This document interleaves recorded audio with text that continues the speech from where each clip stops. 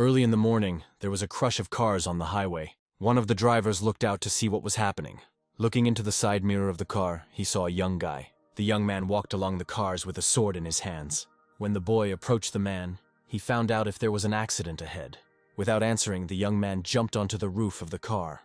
Looking up, he saw what was happening ahead. The red glow began to occupy the entire sky. People began to get out of the car. The young man stood in front of the opening gates.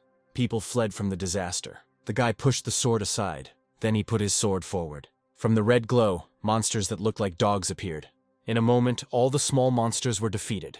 A group of people moved into the heart of the disaster. Some people got out of their cars to see what was happening ahead, blocking the raiders' path. The guys didn't understand why there were no monsters, because the gates had opened. The boys were surprised. A huge dragon emerged from the gate. A huge dragon paw crushed a nearby car. The name of this monster was Drake, and when people saw this monster, they were dumbfounded. In horror, people began to turn back. A ball of fire began to appear from the monster's mouth. The young man jumped up to attack. The lightning attack killed the dragon. The dragon's corpse caught fire and destroyed all nearby vehicles. The raider squad was in complete shock. They wanted to know who destroyed the dragon. The young man was wearing a jacket with an embroidered golden dragon. Behind the young man, everything was destroyed. Wiping the monster's blood from his face, Sam was pleased with his work. Opposite the plump guy stood a man in black. The man gave him important advice that one word was enough to stop a person at the edge of a cliff. The man's pupil was blue and emitted a blue light. Sam looked at the man with tears in his eyes. Monsters began to appear in the world, and people were divided into raiders and everyone else. Early in the morning at the Raiders Bureau, the girls at the reception invited Sam to go to the right office. The young man was very worried. When he entered the office, he was met by a doctor. The girls said that since this was not Sam's first time with her, she saw no point in explaining to him how the procedures were carried out. She also clarified that next year the young man must join the army, and he will not be able to refuse the raider test. The doctor was pleased with his answer. Sam tensed when the girl mentioned a referral to a psychologist. The guy refused, he just wanted to take the test and go home. Having sat down in a special chamber, the lid covered the guy. After completing the testing, the doctor reported that the result had not changed. All awakened ones have an aura value that starts at 100 and then slowly increases. The main character's value has not changed since he found out that he is awakened and was 103. Sam was upset that even after training he could not raise his aura level. The young man lost all hope of becoming a raider. After the test, the doctor asked me to sign a couple of papers. Sam immediately complied with her request. Having thanked her, he left the office. Day quickly turned to evening. Our hero just opened the door of his house. When he entered the room, he took off his shoes, and there was chaos all around. The guy decided that today was a great day for gaming, but when he opened his laptop, he was surprised. The screen showed a notification that Sam's rights had been verified, and he could move into the Transcendental Network. Without thinking, he clicked on the transition button. A guy appeared where there were different windows, with a board of participants, hints, and special participants. Sam hovered over the members' board.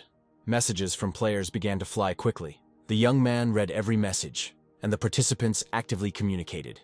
Sam made fun of the people who wrote the messages. He thought the user had 8th grader syndrome. Considering himself a reasonable person, the guy decided to help the user so that they could return to reality. The young man tried very hard to help the guys, so to speak. Having finished his business, the hero was satisfied and closed the tab. Then he decided to watch the news. When he noticed the news about Duke, there were strange emotions on the guy's face. The article described how Raider Duke had gone from gold to platinum and single-handedly tracked down the monster. Duke had his fans who praised him in the comments. Sam's mood worsened even more than hers, and her body began to tremble. The guy clenched his fist and couldn't believe it. He thought it was a joke. During his school days, Duke bullied our hero. The young man was furious that his enemy had reached platinum. I went up to the stand with the tasks and removed one of the stickers. The young man was infuriated by this whole situation. He squeezed the sticker in anger. I sat down at the table again and opened the laptop again. Sam thought he was a loser because he dropped out of school to become a raider. But now he's a keyboard warrior. An armchair critic who can't pass a proficiency test. The participation rights window has reappeared. The young man did not understand why the site had opened again and began to read comments asking him to be polite.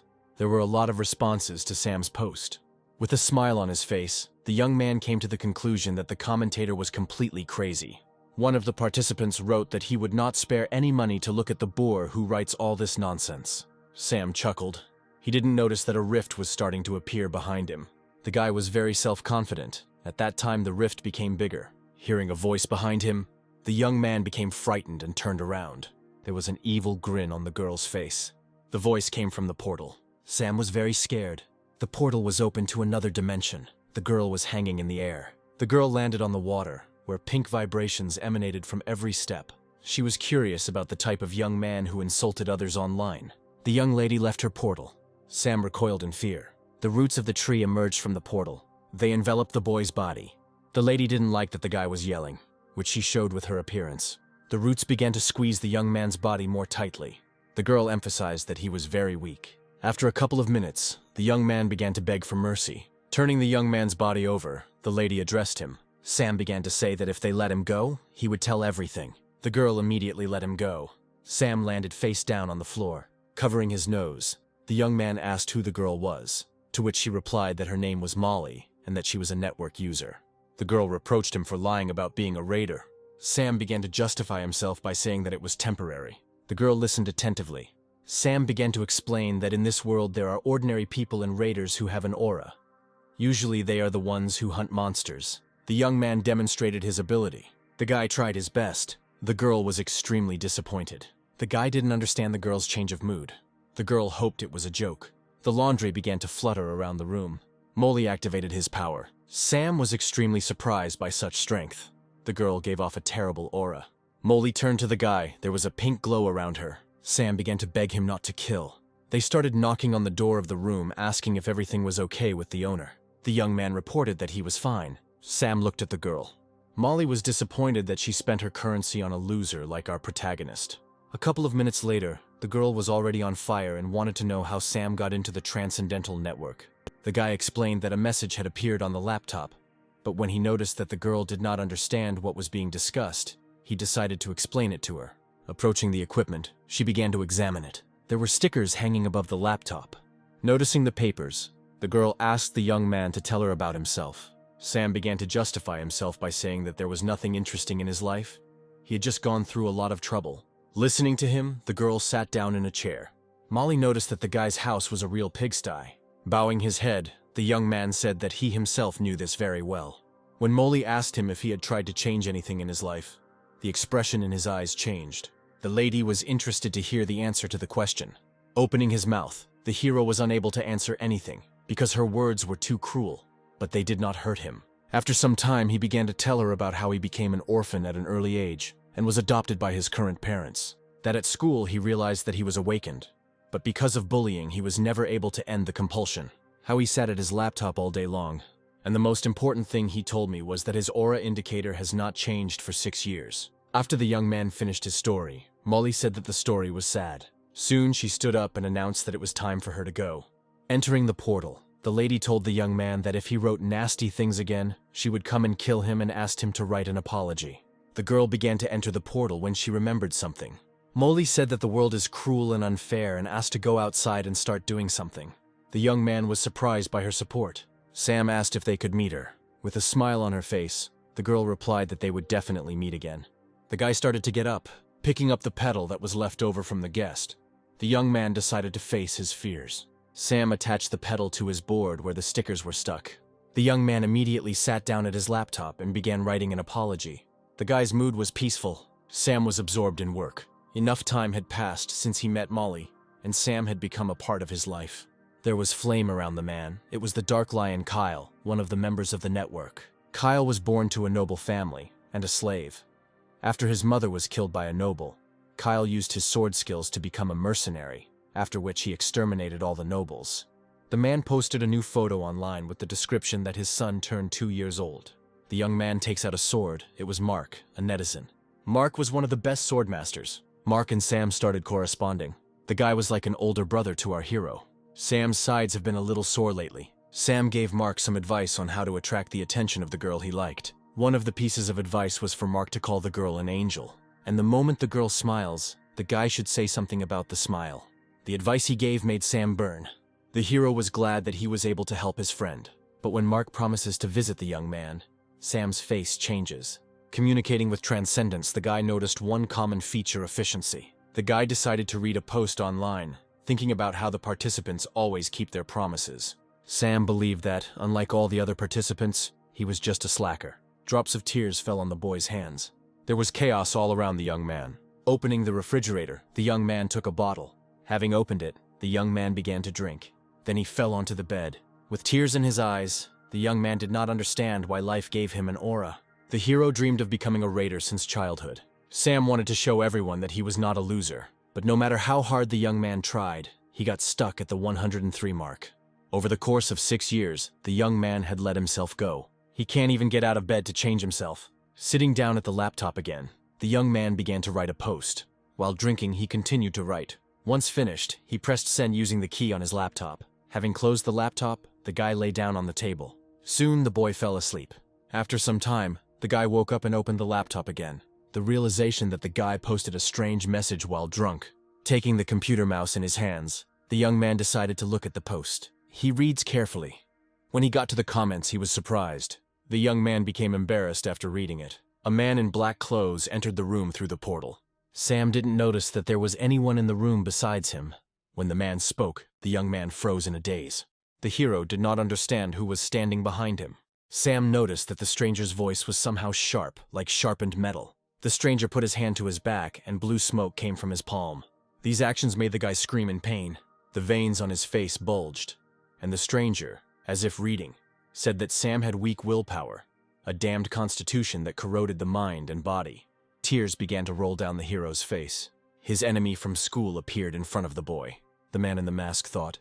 The young man felt the grip of energy weaken and turned around. He clenched his fists, and the veins on his arm also bulged. The stranger came to the conclusion that the young man had not yet given up. Removing his hand, the young man leaned forward. The man in black transported the guy to a place where there was only sky. The young man did not understand where he was. The stranger said that he was the best demon hunter of all time. Sam looked at him with tears in his eyes. The tears welled up even more when the hunter said that he did not consider the young man a weakling. There was a dark aura around the hunter.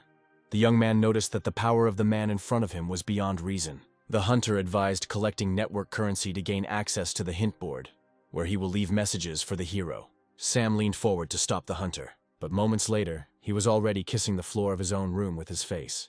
At first, the young man thought it was a dream, but the scratch on his hand made itself felt.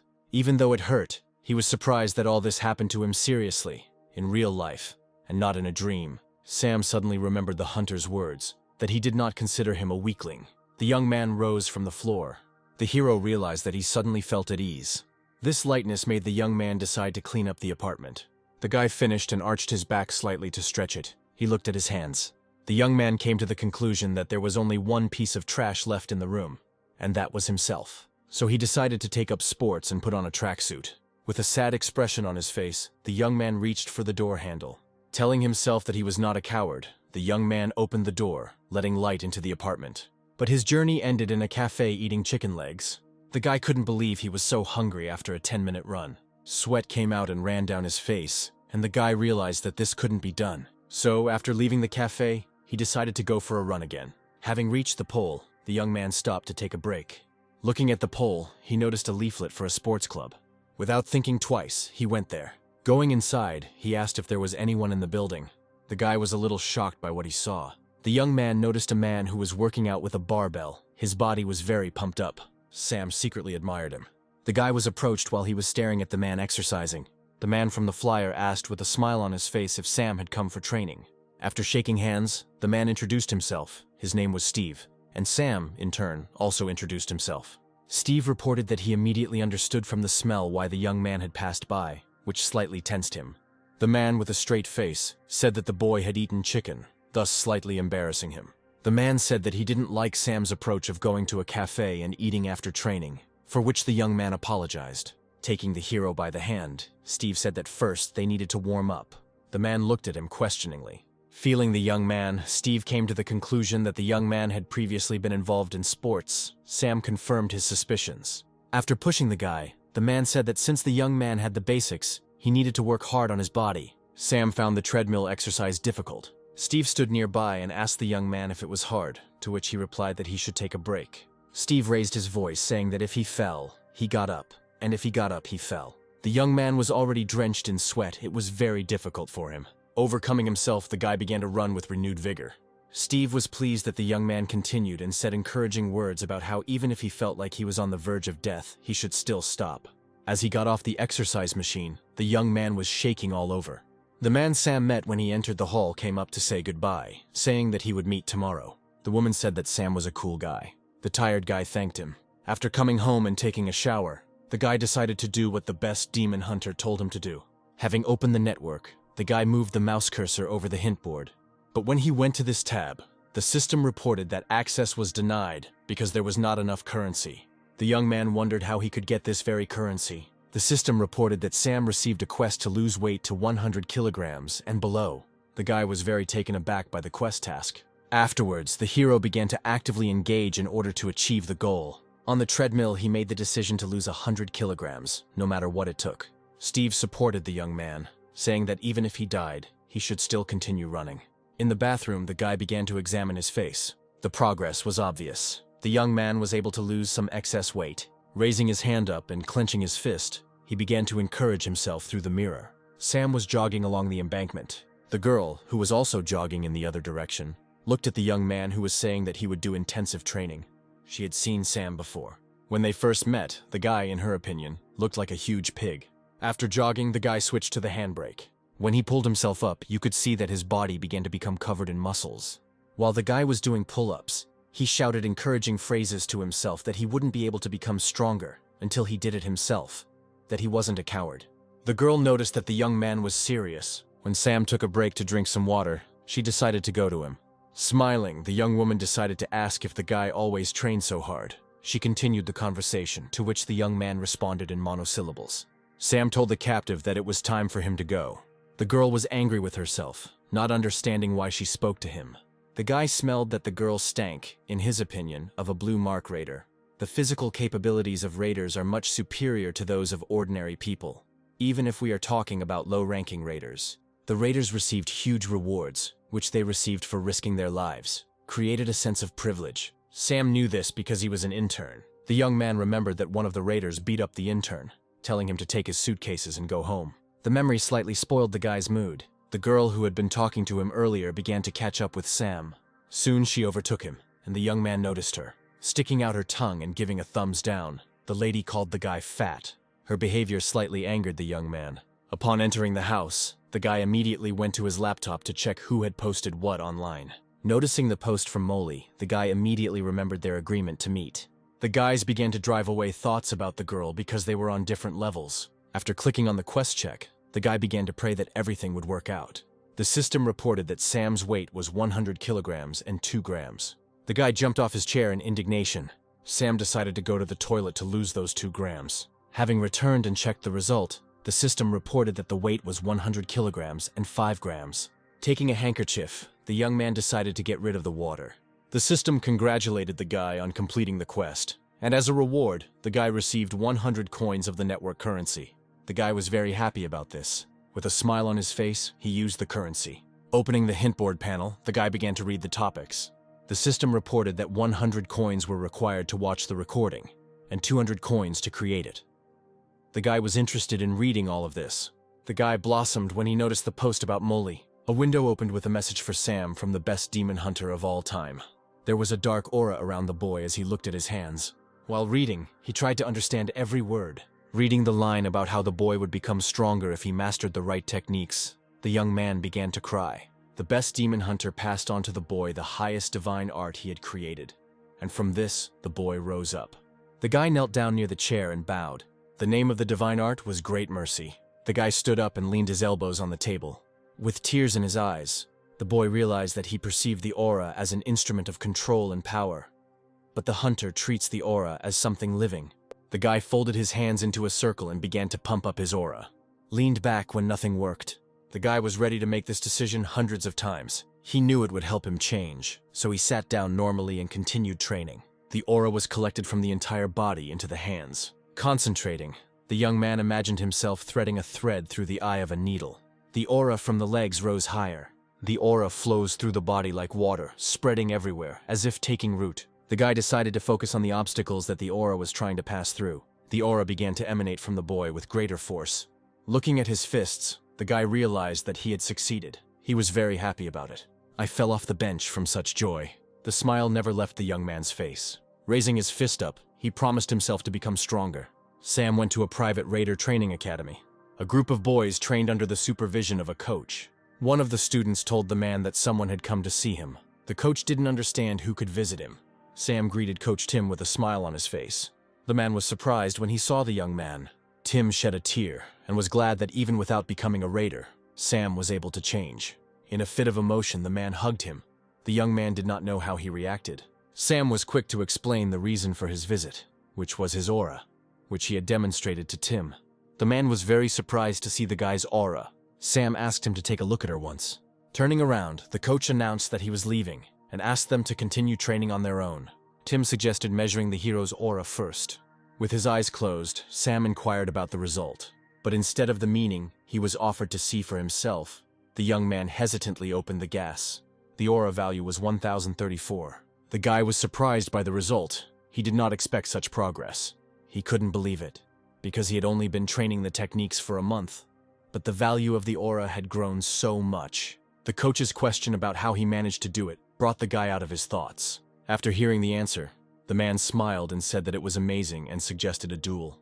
The hero was confronted by a boy who liked to show off, and he needed to be taught a lesson. Tim was confident that Sam could easily defeat him. Without hesitation, the guy agreed. A lot of spectators gathered for the fight. The guy was surprised that he was put in a duel with Sam. Having learned that our hero had about 1,000 aura, he looked at him. For Sam, it was another quest that would reward him with 1,000 network coins. The enemy introduced himself. His name was Blake, and Sam in turn also gave his name. The guys got into fighting stances. It was hand-to-hand combat without weapons. Blake struck the first blow, gathering his aura into a fist. Sam parried the blow easily. He then quickly dodged to the side to strike, leaving his opponent confused. Sam punched the guy in the face. A vibration from the blow passed through his hand. Blake chuckled. He was surprised that the enemy was not wounded. Sam stepped back, while the guy opposite him began to stretch his arm. Blake quickly rushed towards the hero to strike. The opponent decided to strike with a kick where he had accumulated aura, but Sam blocked it. The force of the blow sent the young man flying into the wall of the arena. Taking his hands away from his face, there was not a scratch on the young man. Blake decided to deliver the finishing blow with the same foot in which he was accumulating aura, but he was sure that this was the end for his opponent. The hero intercepted his leg. This action slightly frightened Blake. Using his strength and aura, Sam was able to knock the guy down on his shoulder blades. Blake's face met the floor. Sam grabbed his opponent by the shirt. Without losing hope, the young man wanted to kick again, but he missed, because Sam was already standing right in front of him, and the blow hit empty air. The audience tried not to laugh, but it was difficult. Blake quickly stood up while his opponent had already taken a stance. He put all the rage he had felt from the shame he had just experienced into the follow-up blow. But Sam was able to block the blow again. The young man gathered aura into his fist to strike. The blow landed on Blake's chin. The opponent lost his balance and fell again. Sam took a pose to finish the fight. Blake tried to get out, but to no avail. When our hero twisted his arm, the enemy experienced a fight. Blake was furious. Gathering a huge amount of aura in his hand, the guy was about to strike. The blow landed right on Sam's face. The coach rushed to stop his student because he had collected too much aura to strike. Exhaling, Sam squeezed his hand harder, breaking it. After the fight, the young man happily ran around for training. While jogging, he said that one shouldn't be too happy. Blake was defeated because he didn't train properly and he lacked motivation. Sam's victory in the sparring was the result of his hard training. Tears of joy came to my eyes. The guy came to the gym for training, where he was lifting weights. Having finished the exercises, the guy returned the equipment to its place. He sat up and wiped the sweat from his face. At the entrance, he noticed a couple of schoolchildren staring at him. They were surprised to see the young man. Sam noticed a leaflet in their hands. The leaflet had a photo before and after a workout in the gym, advertising the club. Remembering something, the young man began to think. Afterwards, he began posing for schoolchildren, as if by accident. One of the guys turned to Sam, "Uncle." This appeal quickly brought the young man down to earth. The boy asked if it was true that Sam had changed in just 3 months, to which he received a satisfactory answer. The guy was fired up when he realized that he could do it too. With a sly smile on his face, the guy said that they had approached the wrong person. When the boys felt the presence of a man behind them, they tensed up. They turned around with fear on their faces. Steve put his arm around her shoulders and introduced himself. With a smile on his face, the man led them into his office for a conversation. Sam watched as some sounds came from the office. When everyone returned, the guys' souls left their bodies, and Steve, with a smile on his face, said that the guys wanted to become like Sam. Then Steve continued the dialogue with Sam about how they would have the same training as the hero. Steve reported that the students signed a contract that they could not refuse to visit evil for some time. The guy wished them good luck. Having remembered something, the guy took out his phone, he went online. He had long ago started visiting her site from his phone. After the first training session, the school children fell off their feet from fatigue and lack of habit. The boys were on edge when they noticed Sam training.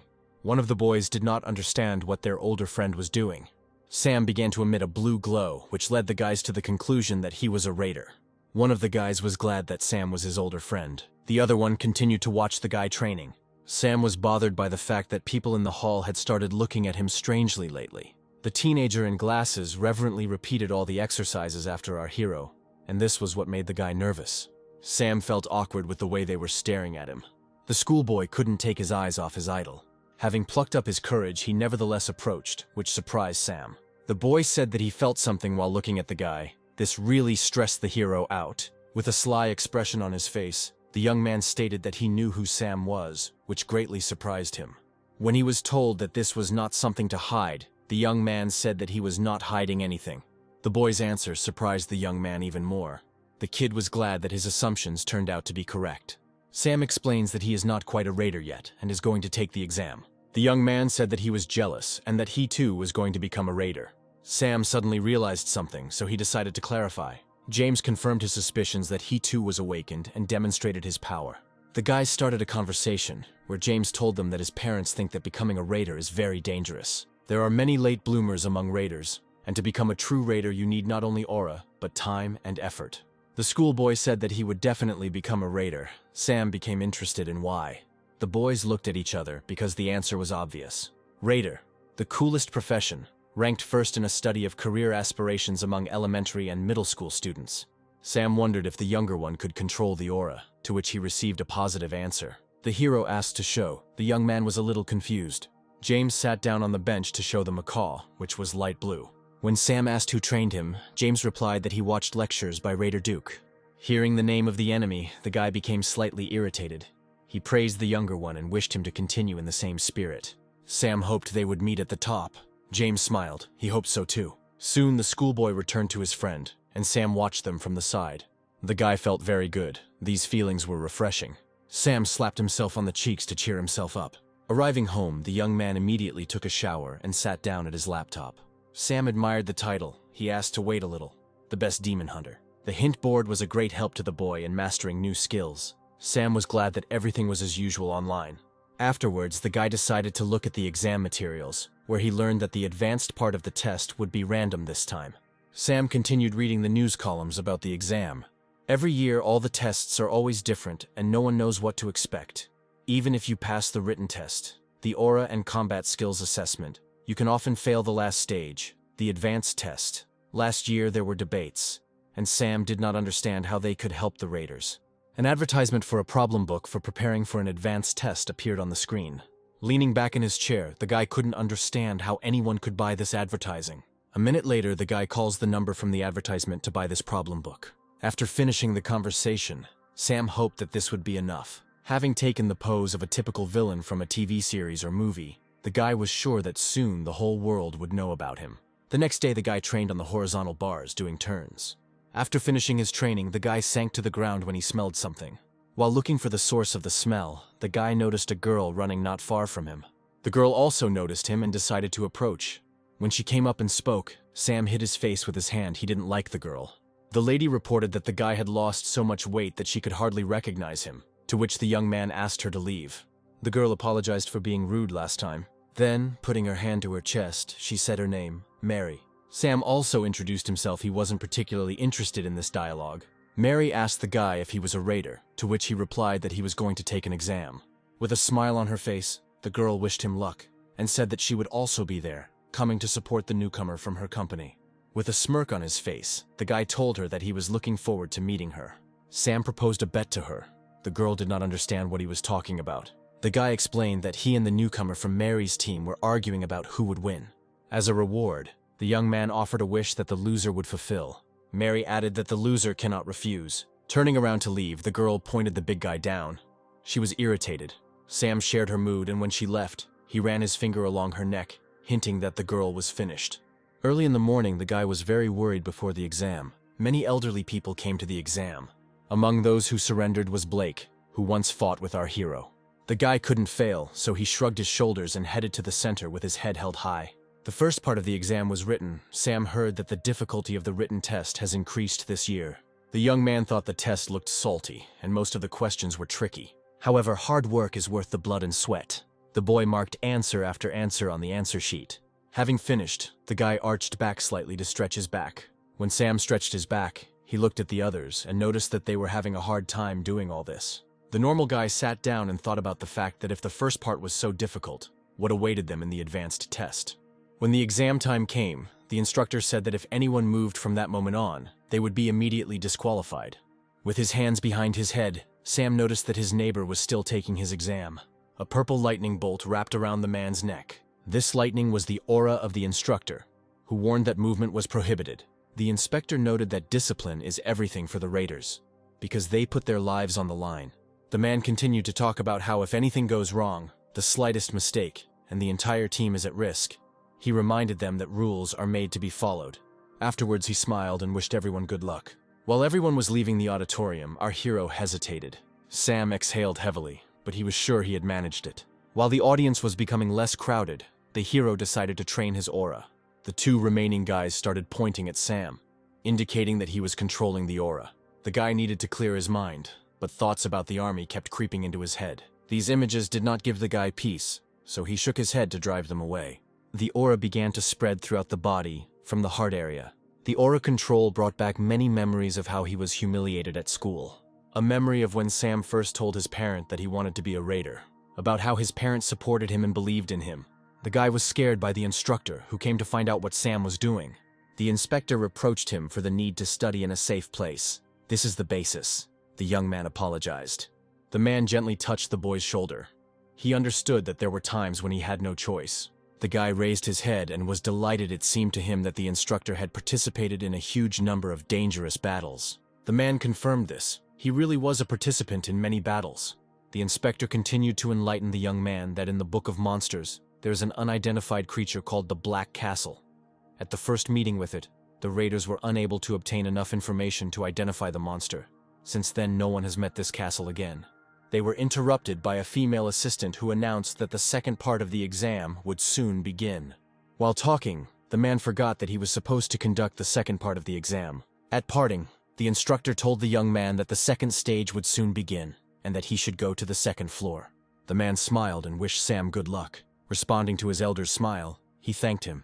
A few minutes later, the guy was already there. One of the assistants asked to wait. The young man stood in line. Everyone in front began to admire. Our hero did not understand why. When two guys passed by, the young man asked what was going on there. The stranger reported that the aura of the person who had just taken the measurement was over 30,000. A nice girl came out of the office. Sam was greatly impressed by the importance of the man. The line gradually moved slowly, while the guy was in a state of shock. Sam became curious about who this raider was when the guy standing in front said that the girl's name was Vanessa. The line became more lively when the conversation turned to the beauty Vanessa. The hero immediately remembered the newcomer from Mary's company, and a slight irritation began to appear in his mood. Sam asked if there were those who had already failed the test. When the interlocutor in front said that no one could fail the test, because everyone had an aura of 5,000 or more. The guy was a little worried because the last value of his aura was 5,100. The young man was the last one to take the test. The doctor asked the young man to take a seat to conduct a diagnosis. Sam was afraid to look at the measurement screen. He was afraid of screwing up. The guy's aura value was 7,180. When the doctor told the boy this news, the young man's eyes widened. Sam jumped up suddenly. Tears of joy came to the boy's eyes. Sam began to bow and thank his online friends, which greatly surprised everyone present. The young man thanked the doctor, wishing him a year full of good luck. With his hands raised, the guy left the office, happy as a child.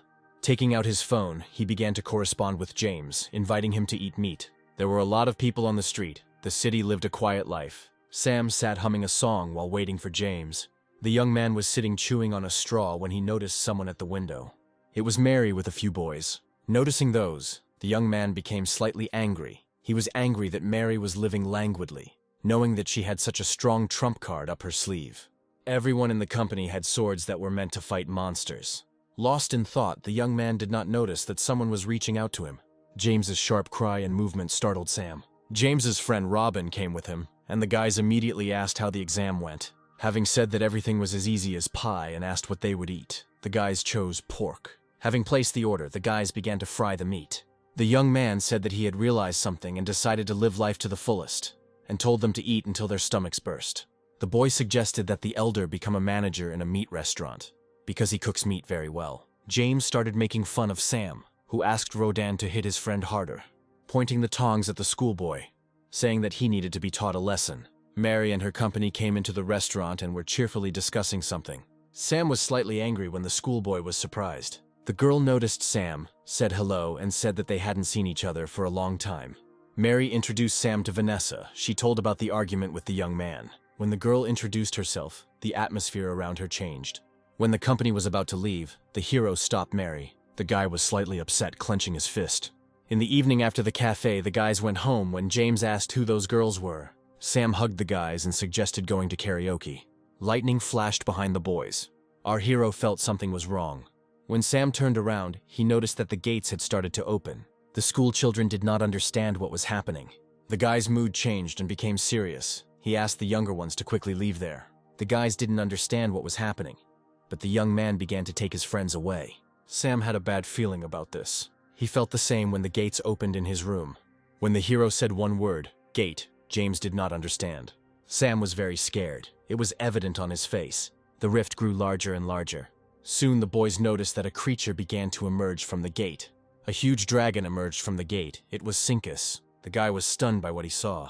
People started running away from the scene. Some stumbled and fell. No matter how much the guy wanted to leave, he couldn't move. Mary ordered everyone to leave the area because the Iron Horse Raider group had arrived. The girl ordered Vanessa to call the rescue service. The Iron Horse Association, although they are not one of the big three, is an elite raider elite company. The Union began to act and began to attack Sinkus. Mary stabbed with her sword. During the impact, she looked at the portal and was slightly surprised. More monsters began to emerge from the gate.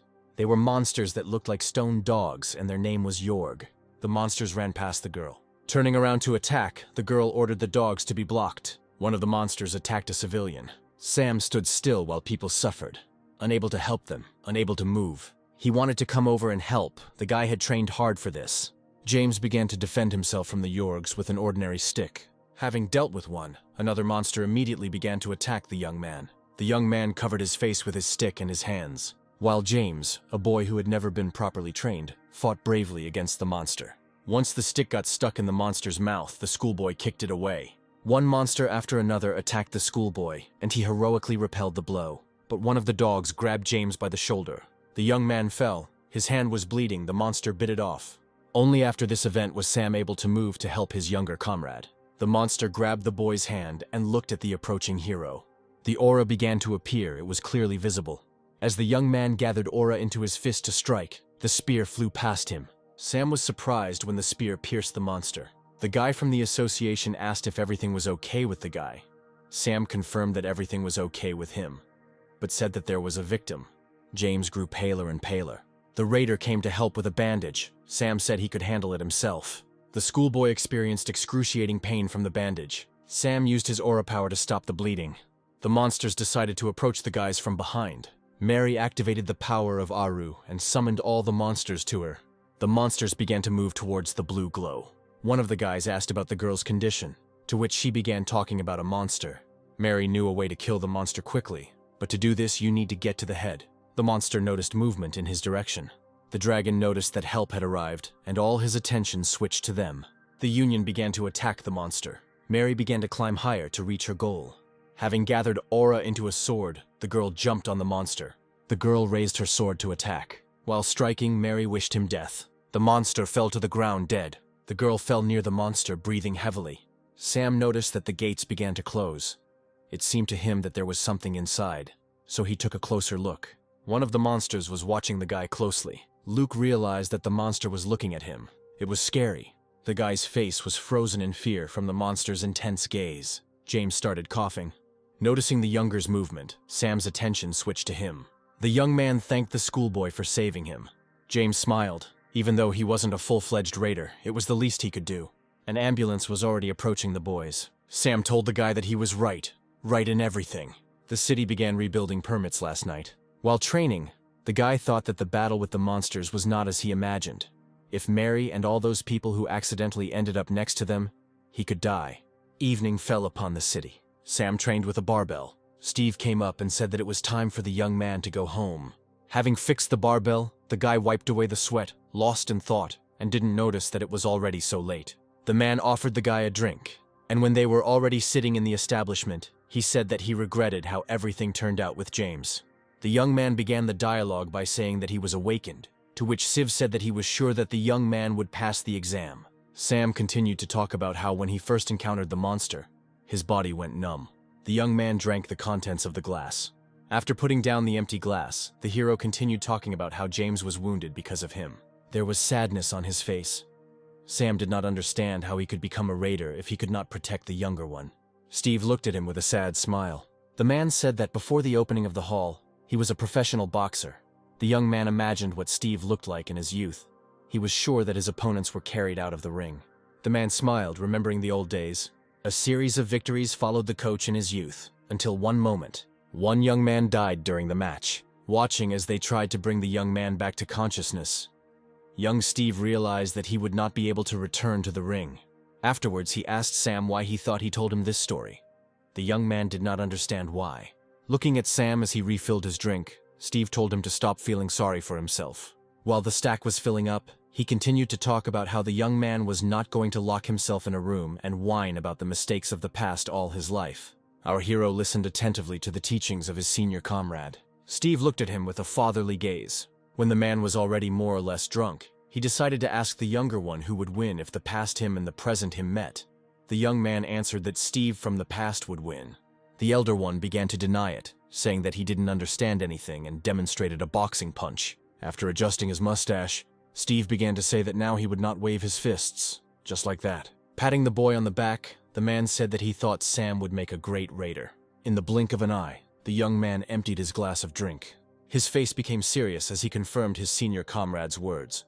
Earlier, the sun illuminated the building of Master Tim's academy. In one of the rooms, Sam was training using virtual reality glasses. The guy asked the Yorgs, the same dogs that attacked James, to be his opponents.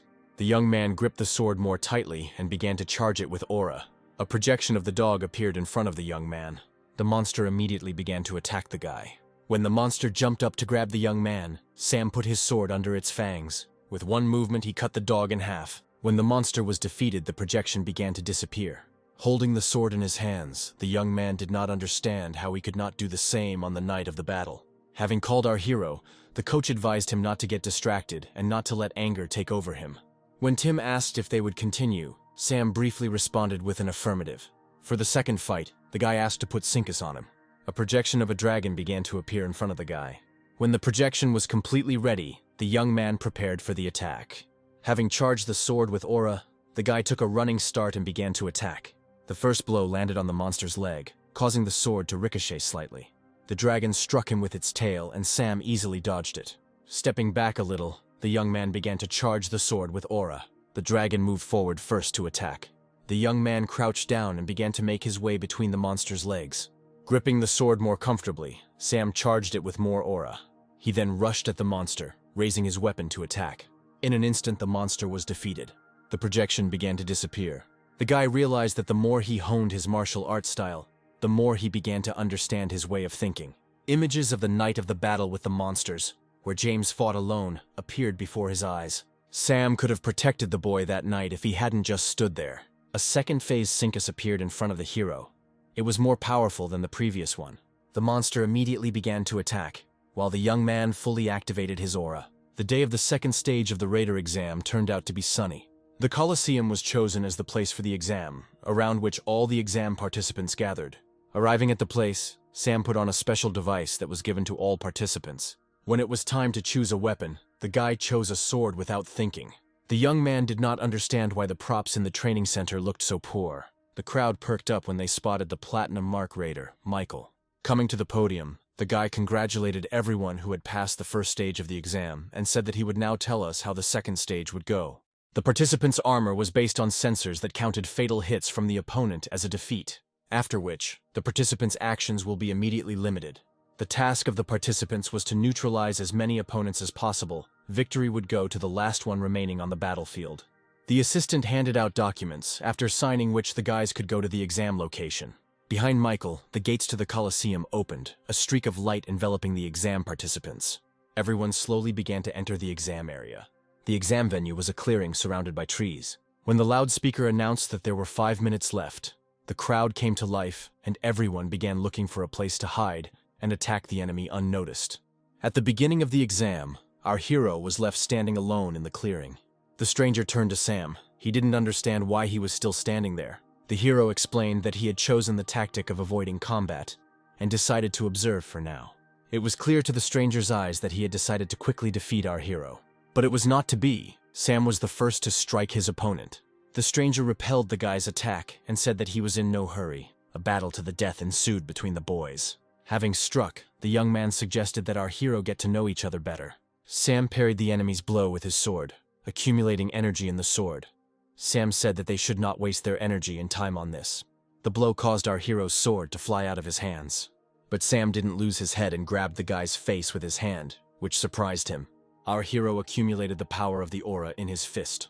The loudspeaker was informed that participant number 222 was defeated. The young man fell to the ground unconscious from our hero's blow. While Sam was adjusting his cap, it was announced that he was the first to defeat the opponent, and that for this, he would receive additional points for winning the challenge. Leaving number 222, our hero went deep into the trees. The exams were observed by representatives of various raider hiring companies. Ben tensed slightly when the first person to be eliminated was a man from his company, N. Danny from S Company shared rumors that the Iron Horse unions had a talented newcomer today. Charles from Company G joined the conversation by saying that he heard that the aura value of a newbie was 30,000. Mary was proud that everyone admired the newcomer from their company so much. The girl noted that everyone was calm. Apparently each person gathered had a candidate in whom they believed. During this time, Vanessa defeated 3 opponents. For the triple murder, the girl received extra points. Sam remembered that the best demon hunter once said that the best battle using aura is submission. We need to subjugate the enemy universe to our own. The young man moved carefully through the forest to find his next victim. Sam soon came across 2 guys fighting each other, and then he noticed that fighting monsters was very different from hunting animals with weapons. 2 men were fighting each other, but one of them had a weapon, the other fought hand to hand. While they were focused on their battle, Sam attacked from behind the trees. The young man moved very quickly, leaving only a light trail from the sword. Leaving the opponents lying on top of each other, the guy ran on. Sam was being watched on camera. His person was quite interesting to the observers. The observers did not understand where our hero came from. They were surprised that the boy was able to easily deal with people from companies D and B. Looking at the screens where the exam was being broadcast, Mary was surprised. The girl jumped up from her seat in surprise, while the man next to her asked if she knew this young man, since the hero had recently defeated a man from his company. The girl was so surprised that she couldn't say anything. She didn't expect to see Sam in the second part of the exam. The young man, who looked like a high school student, was trembling slightly as he gathered aura into the wooden sword. Vanessa also gathered aura in her sword to strike her opponent. The girl made quick and precise movements, and the enemy received a blow to the stomach. After the victory, the girl moved on. Vanessa blushed in anticipation of who would be next. Turning around, the girl noticed Sam, who was about to attack from behind. Vanessa realized that she knew this guy. She remembered what it was like when the gates opened. The girl immediately noticed him, because Sam stood rooted to the spot when the crowd tried to escape from the scene. With a slight blush on her face, the girl greeted them and said that they hadn't seen each other for a long time. When she reported the argument with Mary, the guy's aura began to manifest. The number that glowed red on the vest indicated that the young man had defeated 10 opponents. The girl couldn't understand whether Sam was one of those people who had good skills, but was terrified of monsters. Having taken a pose, the girl suggested starting the fight. Vanessa gathered aura in her hand and raised her hand with the sword behind her head to attack. A quick movement and the young lady struck. The guy managed to dodge and a light trace remained from the sword. The guy was slightly taken aback. The girl's aura was no joke. Sam came to that conclusion. The girl moved quickly, and the guy barely had time to watch her in order to dodge her attacks. Sam was able to fend off the attack, staggering slightly. The girl decided to make her next attack with her foot, while the enemy was still unsteady. The guy was able to parry his opponent's quick strike. Sam crouched down while Vanessa thought of her next attack. While thinking, a thought flashed through my head that the guy was losing, but still continued to attack him. Remembering the guy's attacks, the girl realized that her opponent had an advantage in skill. Removing your hand from your chin, you can see a scratch from the boy's attack. The girl reached for the elastic band to free her hair from it. The elastic band broke, and at the mere thought that someone was better than her, Vanessa began to explode with anger. The atmosphere around the girl became murderous. It was clear that she wanted to kill. Vanessa adjusted her hair and looked down at Sam as if he were the lowest of creatures. Exhaling, the girl released the inner demon that she had been so diligently holding back. From the incredible aura of his rival, the guy squeezed the sword harder. The young man did not understand how exactly Vanessa managed to awaken the thirst for blood, like a monster. Watching the girl, the guy was sure that on the day of the attack, Vanessa saw his fear of monsters. Gathering his courage, the young man stood on his side and prepared to attack. Sam gathered aura into the sword. He was serious. Vanessa smiled and said that the guy had changed since their last meeting.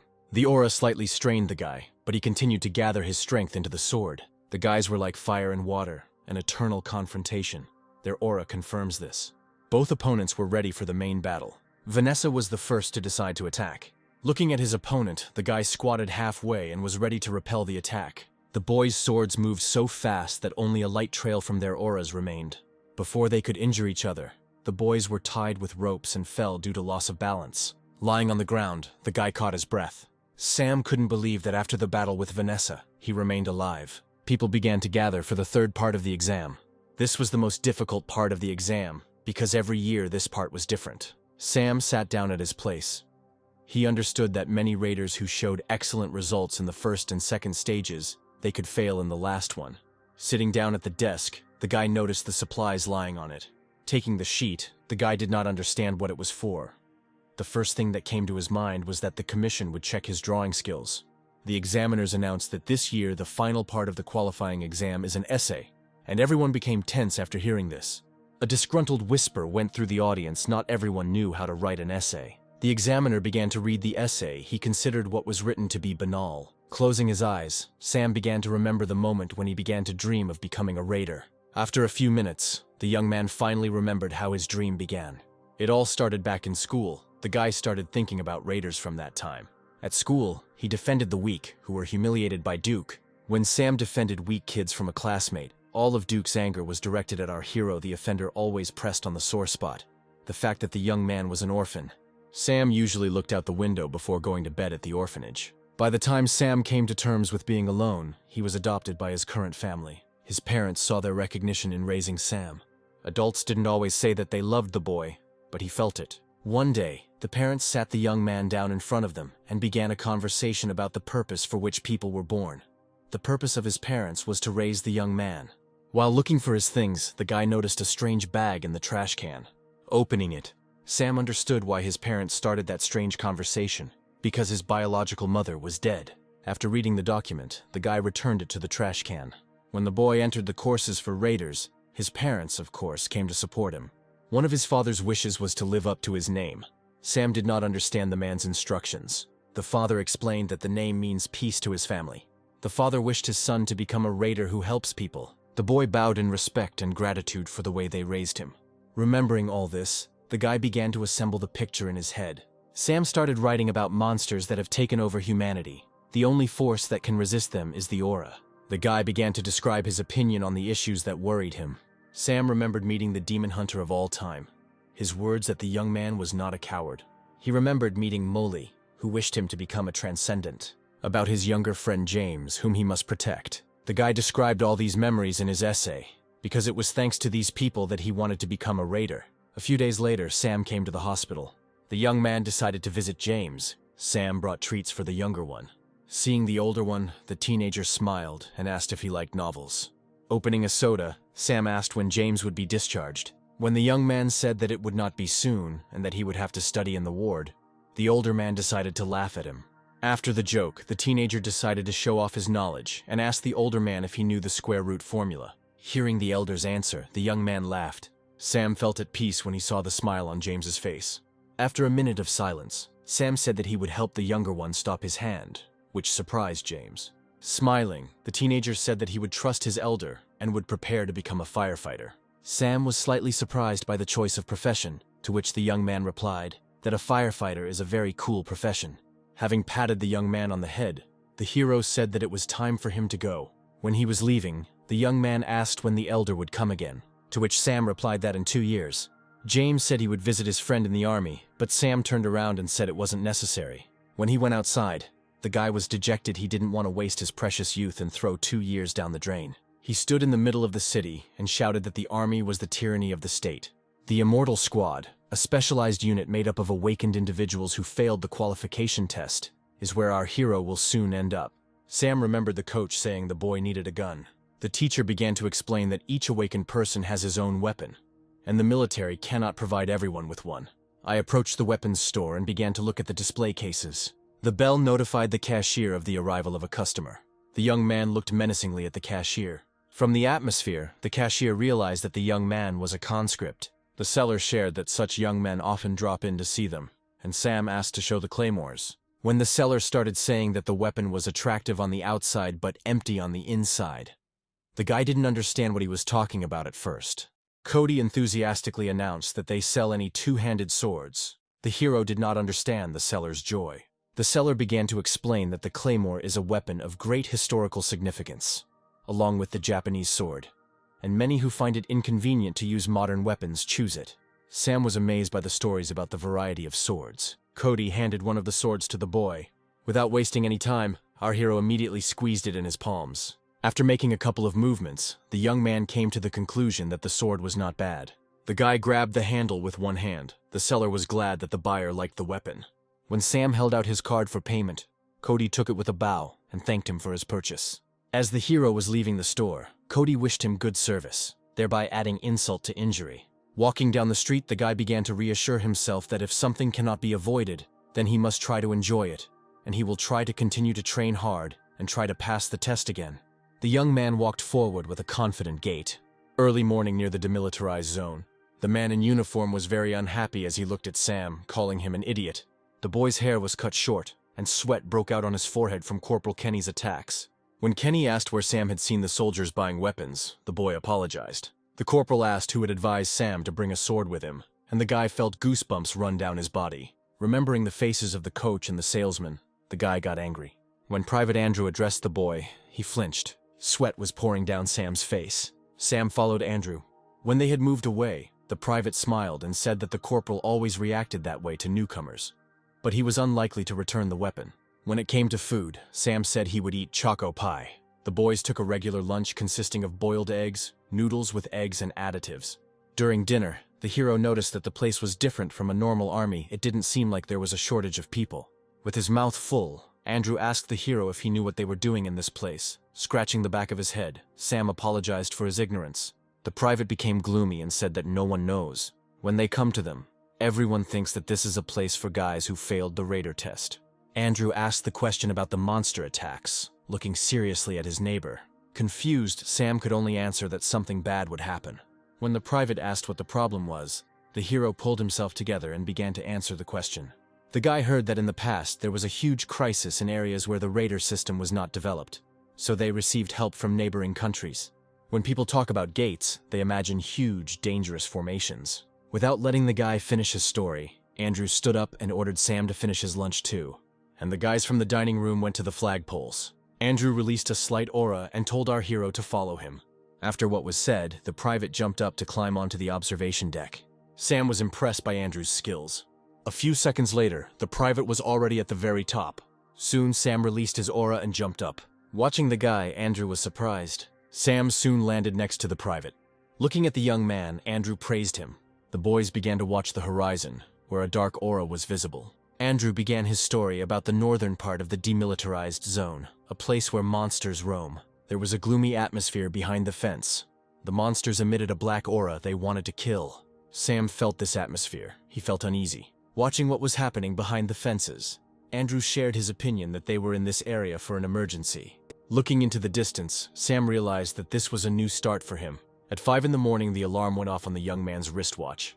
While everyone was sleeping, Sam assumed a sitting position. Taking the kettle, our hero left the room. The night guard yawned from lack of sleep. Noticing the officer on duty, the young man put his hand to his temple, thereby showing respect. The guys started talking about breakfast, which consisted of rice, fish soup, and fried pork. After the conversation, the young man went to fill the kettle with water from the cooler. Having collected water, the young man went back to the room. The loudspeaker on the street announced that it was time to get up. Returning to the room, the guy opened the window, letting in the sunlight, while simultaneously notifying his roommates that it was time to get up. Looking at the first bed, Sam began to wake up Sergeant Nick. When the sergeant woke up, the young man brought him a glass of water. Soon everyone woke up and began to gather for the morning meeting. Sleepy Nick asked if Sam had made his bed, to which the young man pointed to the bed. All companies were already at the assembly point at the right time and were awaiting further instructions. Captain Mark reported that soldiers would arrive today after the mission, and the rest of us would be responsible for making sure they had a good rest. Turning to Sam, Andrew said that the squad leader was returning today, and therefore asked the young man to be on the alert. Our hero was surprised to hear that the soldiers were on a mission on the northern border. The northern country has almost completely fallen under the onslaught of monsters. A handful of soldiers hold several cities, but they are surrounded by monsters. As a result, the South Country and the Allied countries formed their own borders to keep the monsters at bay. They helped the North in exterminating the monsters and the South in defending against attack. The young man was brought out of his thoughts by Andrew's voice, who warned him not to look Sergeant Edie in the eyes, because he really didn't like it. After formation and breakfast, the guys went to the barracks, talking about what would be for lunch today. Entering the room, the guys noticed a man. Andrew was the first to react and ran to Edie to help. The man noticed Sam and asked who he was, and the private said he was new. Getting up from his seat, Eddie said that they would talk later, after he took a shower. The sergeant also asked to unpack his bag. Taking the bag, the guys smelled a smell that, in their opinion, would not go away even after 10 washes.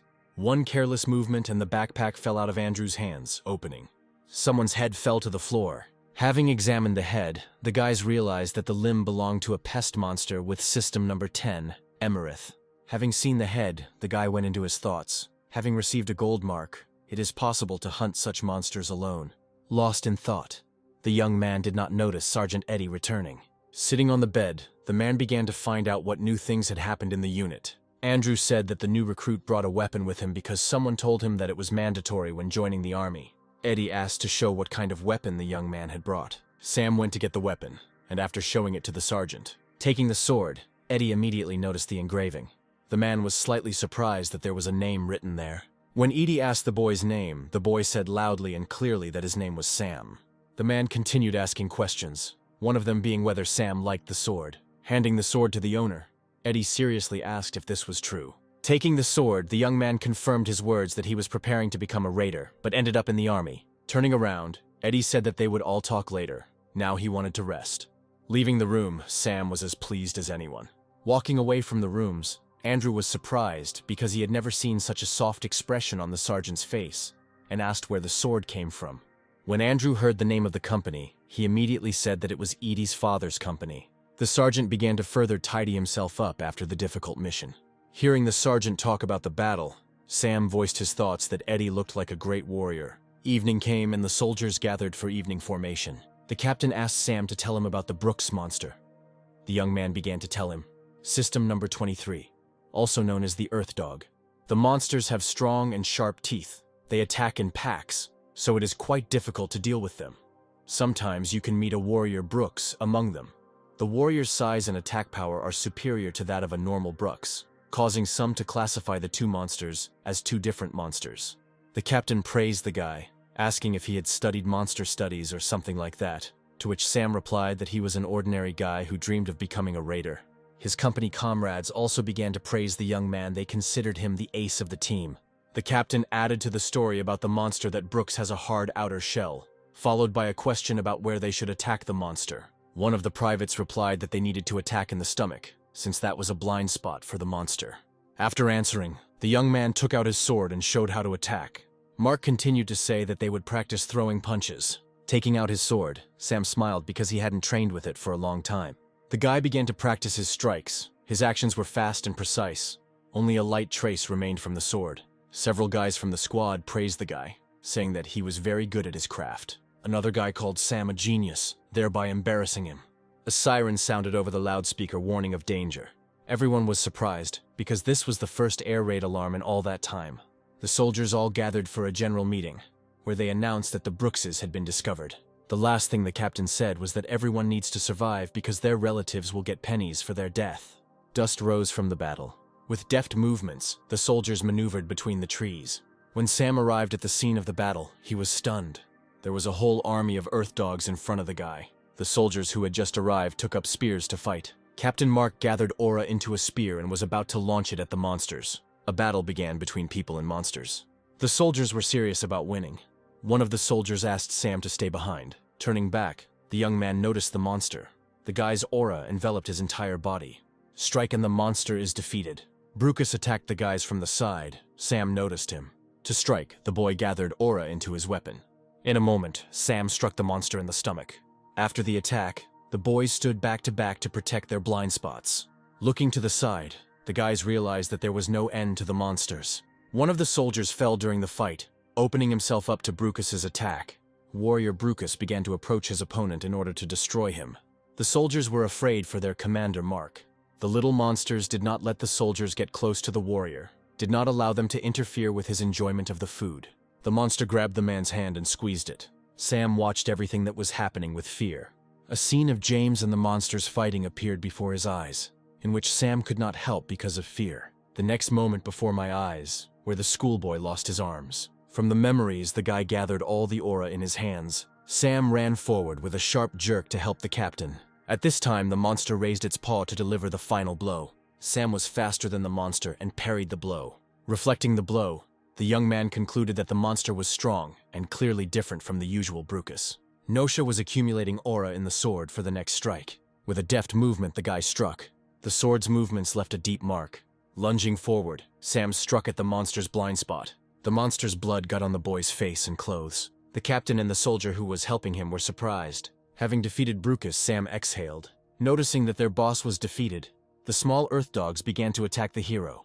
Exhaling, the guy threw the sword over his shoulder, charging it with aura. Having taken a fighting stance, the guy prepared to repel the blows of his opponents. After the battle, soldiers cleared the area of beetle corpses. Sam fell down from fatigue.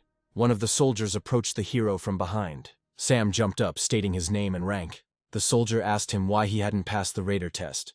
Then Sam shared that he wasn't good at writing essays, which surprised the soldier. Sam showed concern and handed the bloody flask of water to the soldier, who was his senior in rank. The soldier asked with a look of disgust to remove the flask. The next day, rumors about the talented newcomer began to spread through the barracks. A couple of soldiers stopped Sam in the hallway and asked what was for breakfast, to which the guy immediately replied that they would be serving rice, tofu soup, and fried sausages with greens. When the soldiers received the answer, they turned around and walked away, discussing that Sam was the same young man who saved his comrade. Edie appeared behind the guy. The young man shuddered in surprise. The sergeant announced that rumors about Sam had already reached the top. The guy was a little confused by what he heard and asked for forgiveness. To calm the guy down, Sergeant Eddie patted the guy on the shoulder to calm him down. As Eddie walked further, he asked the young man to follow him. The guys with guns came out onto the sports ground in front of the building. Eddie asked the young man to hold the sword tighter, and the boy did so, squeezing the weapon tighter in his hands. The sergeant asked if our hero had tried sparring. Sam was a little confused but agreed. The man began to lift his sword from the ground. Without giving the guy time to come to his senses, Edie attacked Sam. Sam blocked every blow from his opponent. The guy was focused on the training battle. Edie's movements were fast and precise, leaving a trail of light behind each swing. Sam fought off the sergeant's attacks with difficulty, noticing that the man was fast. Each of Eddie's strikes is more powerful than the last, as if he had practiced the same technique several times. The sergeant stopped, said that the fight was not bad, and the guy defended himself well. Now it was Sam's turn to attack. Sam noticed the sword. Then Eddie told him that his sword was made in the same place where his was. Model K's 152, a high-class product of the Metal Giant Company. Our hero had a training sword model XL2. It has elegance and power. Removing his hand behind his neck, Eddie praised the guy for his good taste. Several soldiers watched the fight between the sergeant and the recruit. Andrew, watching the fight, expressed his opinion that Sam was holding up well. Kenny called for the private to move on, and Andrew obeyed the order.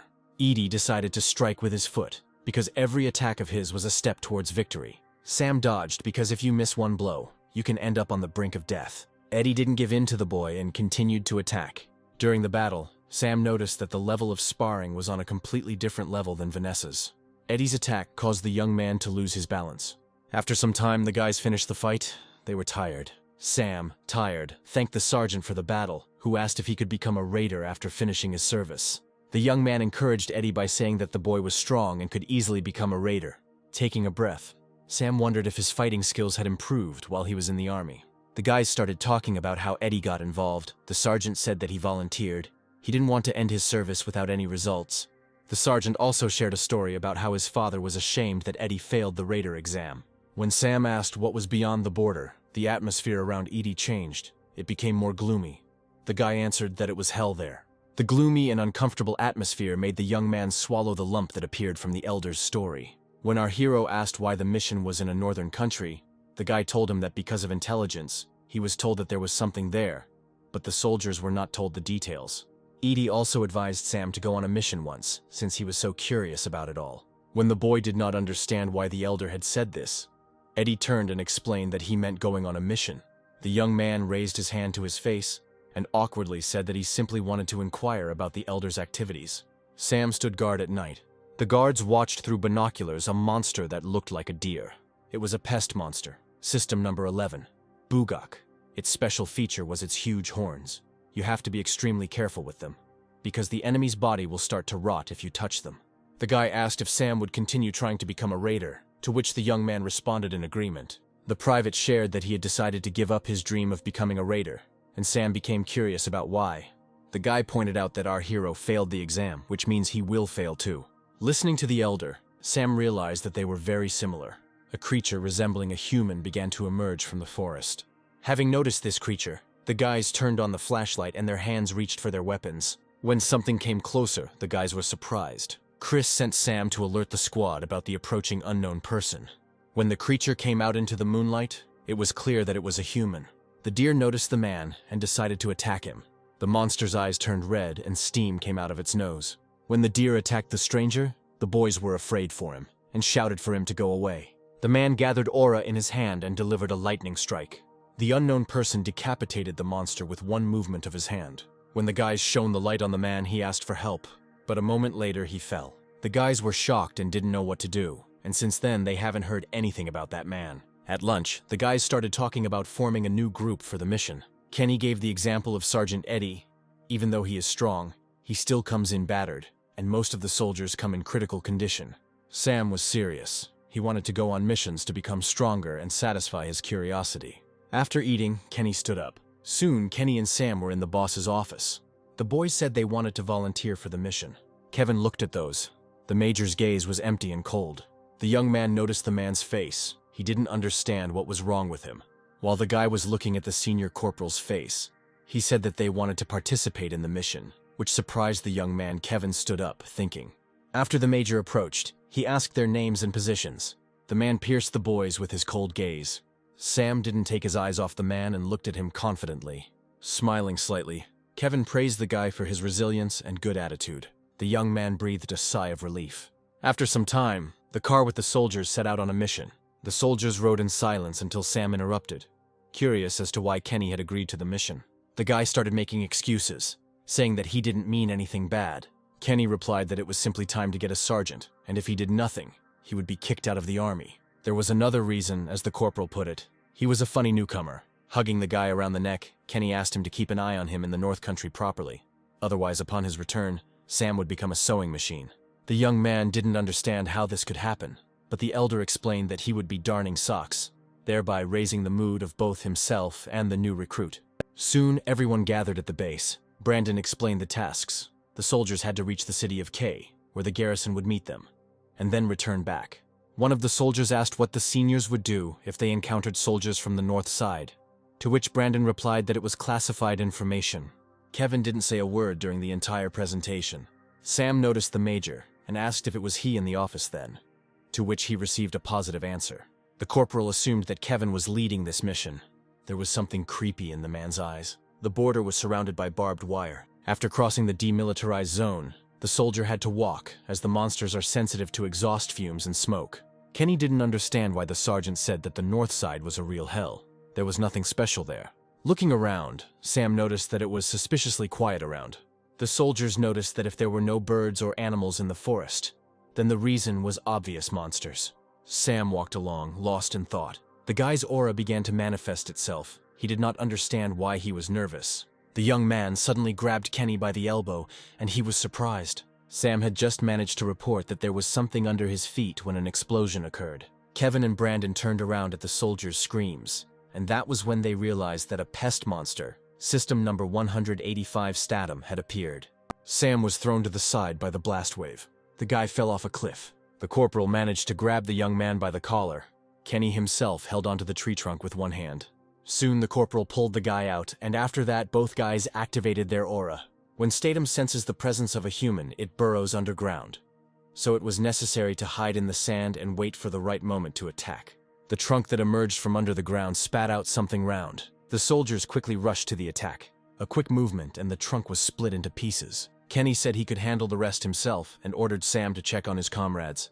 The young man noticed one wounded soldier standing near a tree. Coming closer, he learned the soldier's condition, but he only said that he seemed to be dying. The guy started helping the wounded man when his attention was drawn. Someone was able to grab the trunk with one hand and squeeze it with the help of aura. It was Major Kevin. His aura was frightening. The man extended his hand forward. Sam would be surprised by the Major's skills. One of the soldiers approached Kevin, holding something in his hand. Taking a closer look, Sam realized that it was a suitcase. The guy became interested in what kind of case it was and what was in it. Soon the battle was over and the Major praised everyone. The young man listened to the order of the elder that all the wounded should return to the base before they went too far. But after that, they would not be able to return to the mission. Kenny finally admitted that they were in real hell, and he caught the guy's attention. The young man said that he heard that Statum is a very rare monster. Apparently, they were misinformed. In just 3 days, the detachment had 3 major and 5 minor battles, which resulted in heavy losses. Kevil raised his hand up, thus indicating a halt. The soldiers began to gather for a rest stop, coming closer. Brandon orders everyone to remain vigilant. As soon as the holiday began, Kenny began to get indignant that they weren't even told what they were waiting for. Later, the guy went to the toilet. Sam decided not to waste time and train his aura. The guy pressed his hand to his heart. Sam found it funny that the further they went north, the stronger his aura became. Using his aura, the guy read the atmosphere around him. The guy felt someone's presence from the bushes. Closing his eyes, the young man concentrated to understand what was wrong. With the help of concentration, the guy felt that something was moving in their direction. He immediately reported his suspicions by drawing his sword. Several frightened soldiers appeared behind Sam. Noise could already be heard from the forest. The boy was already ready for battle and called on the monster to come out. They began to emerge from the forest. It turns out that soldiers from the north were approaching the detachment, not monsters. Sam realized that he looked like a fool now. Nate and Kevin started talking about how there were fewer monsters last time. In a moment, the atmosphere changed slightly. Nate began to look arrogantly at his opponent. Kevin gestured to the soldier with the briefcase. The suitcase was safe and sound. Looking at Naya with cold eyes, the major asked if he would check the contents. Sam watched everything from the sidelines and didn't quite understand what was happening. He began to guess what was inside the case. Kenny got a little angry at him, remembering that it was the young man who shouted about monsters, but he just scratched the back of his head guiltily. The corporal picked up his backpack. When Sam asked if he was interested in what they were risking their lives for, he replied that he was not very interested. Afterwards, the guy listened to advice that it is better to sometimes close your eyes and plug your ears for some action. The young man was slightly upset. Dusk fell on the land as the soldiers passed through the fields. Soon the people stopped. The reason for the stop was a sign about a fork in the road. Nate suggested splitting up. With a smile, the man reminded the major that the monster's behavior had changed, and since there was a whole crowd ahead, it would be better to go around them. Kevin looked at the northern commander with a gloomy face. Nate continued to smile, saying if they didn't believe it, they could check it out for themselves. Kevin began to suspect that Nate was up to something and kept his eyes on him. The man in turn continued to smile. Sam didn't understand why they stopped. The corporal became interested in what his superiors were talking about. Kenny asked what a kinesis was. The young man explained that they were plant monsters. Sam continued to tell that the kinesis looked like roses. The monster stood motionless, but as soon as it noticed its victim, it pounced on it with lightning speed. The northern soldier was surprised that the young man knew so much about monsters. Afterwards, Sam became curious about the soldier's name, since he didn't have a name patch. The guys continued their conversation. When the young man introduced himself, the northern soldier's face darkened, and he said that he saw no point in exchanging names, since this was their first and last meeting. The guy felt that something was happening from behind. Turning around with the corporal, Their faces were frozen in horror at what they saw. Plant monsters began to devour the soldiers. The squad was trapped, surrounded by monsters on every side. Kevin grabbed Nate to hit him, because it was the Northern commander's fault that this situation had arisen. Nate smiled, saying that he seemed to have gotten it a little mixed up. Kevin didn't understand why the man had trapped them. Nate chuckled. He was sure Kevin knew the answer to his own question. Sam turned around and shouted that they needed to retreat. There was an explosion behind the guy. Sam's gaze was directed at the soldier on the north side. The soldier was determined to kill our hero. The young man took the sword and released his aura. The flower monster began to attack. The northern soldier began to attack along with the flower. Sam quickly dodged the monster's attack. The young man did not understand why the enemy was attacking together with the monster. Having dodged another blow, the guy began to attack himself. When our hero began to call out to the corporal, Kenny quickly responded, indicating his location. Looking at his younger comrade, he said that they needed to flee the battlefield. Another explosion thundered from the side. The squad leaders emerged from the smoke. Nate asked if the major had ever thought about what would happen when the enemy was destroyed. Kevin immediately realized that a coup had occurred. The enemy deftly dodged any attack. Smiling, Nate called the major quite a group man. The atmosphere around Kevin changed. It became very heavy, and there was ice in his gaze. Nate felt the bloodlust building in his opponent. Using his aura, Kevin was able to strike his opponent. Nate covered his injured ear with his hand. After the pain subsided a little, he began to attack himself. Kevin was thrown back by an opponent's blow to the shoulder. Blood began to flow from the wound. The man fell on his back, losing consciousness. The blow caused blood to spurt out from Kevin's mouth. The flower monster grabbed the man's body. In an instant, the monster was destroyed by the major's aura. Kevin began to pull the blade out of his shoulder. The man cried out in pain, but there was only rage in his eyes. Noticing what was happening to the major, he realized that he had lost his mind. Sam asked the corporal to follow him. The young man moved forward, delivering quick and accurate blows to the monsters. Our hero cleared the area for Corporal Kenny. After finishing, he looked back to check how far the corporal was from him. The young man noticed a man lying on the ground. Apparently, he had been wounded in the stomach. Behind Kenny, the boy noticed enemies attacking his comrades. Watching everything that was happening, the young man tried to quickly understand what to do. Sam realized that he had only one way out. He couldn't do otherwise. Gathering his strength and will into a fist, the young man squeezed the hilt of the sword and released an aura. Our hero moved towards the enemies to help Kenny. Fast and precise trained movements helped the guy deal with his opponents in no time. Looking back, the boy ordered the corporal to get up. Afterwards, Sam helped the elder to his feet. Smiling, the young man decided to support Kenny, saying that they would definitely survive. Turning their backs to the enemy, the boys did not notice how the northern soldier began to rise. The enemy had a grenade in his hands, and the guy was about to pull the pin.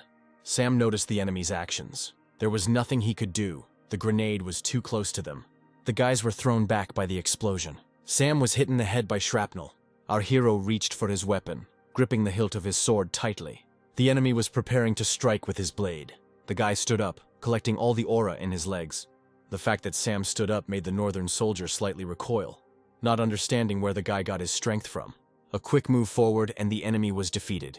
After the attack, our hero's aura disappeared and he staggered. Soon he completely lost his balance and fell forward. Looking at his older friend, the young man noticed emptiness in his eyes. Sam realized that Kenny would not help him and would leave him to die. The boy still extended his hand to the corporal. Hoping for help, he didn't want to believe that he would abandon him. The man turned around and wanted to leave. But then he turned around and looked at Sam with a look full of hatred. Kenny kicked his former comrade away to his certain death. Sam realized that no one would help him. The northern enemy began to approach the guy, and he became interested in whether the southerners really had any moral obligations to their comrades. The enemy was ready to destroy Sam.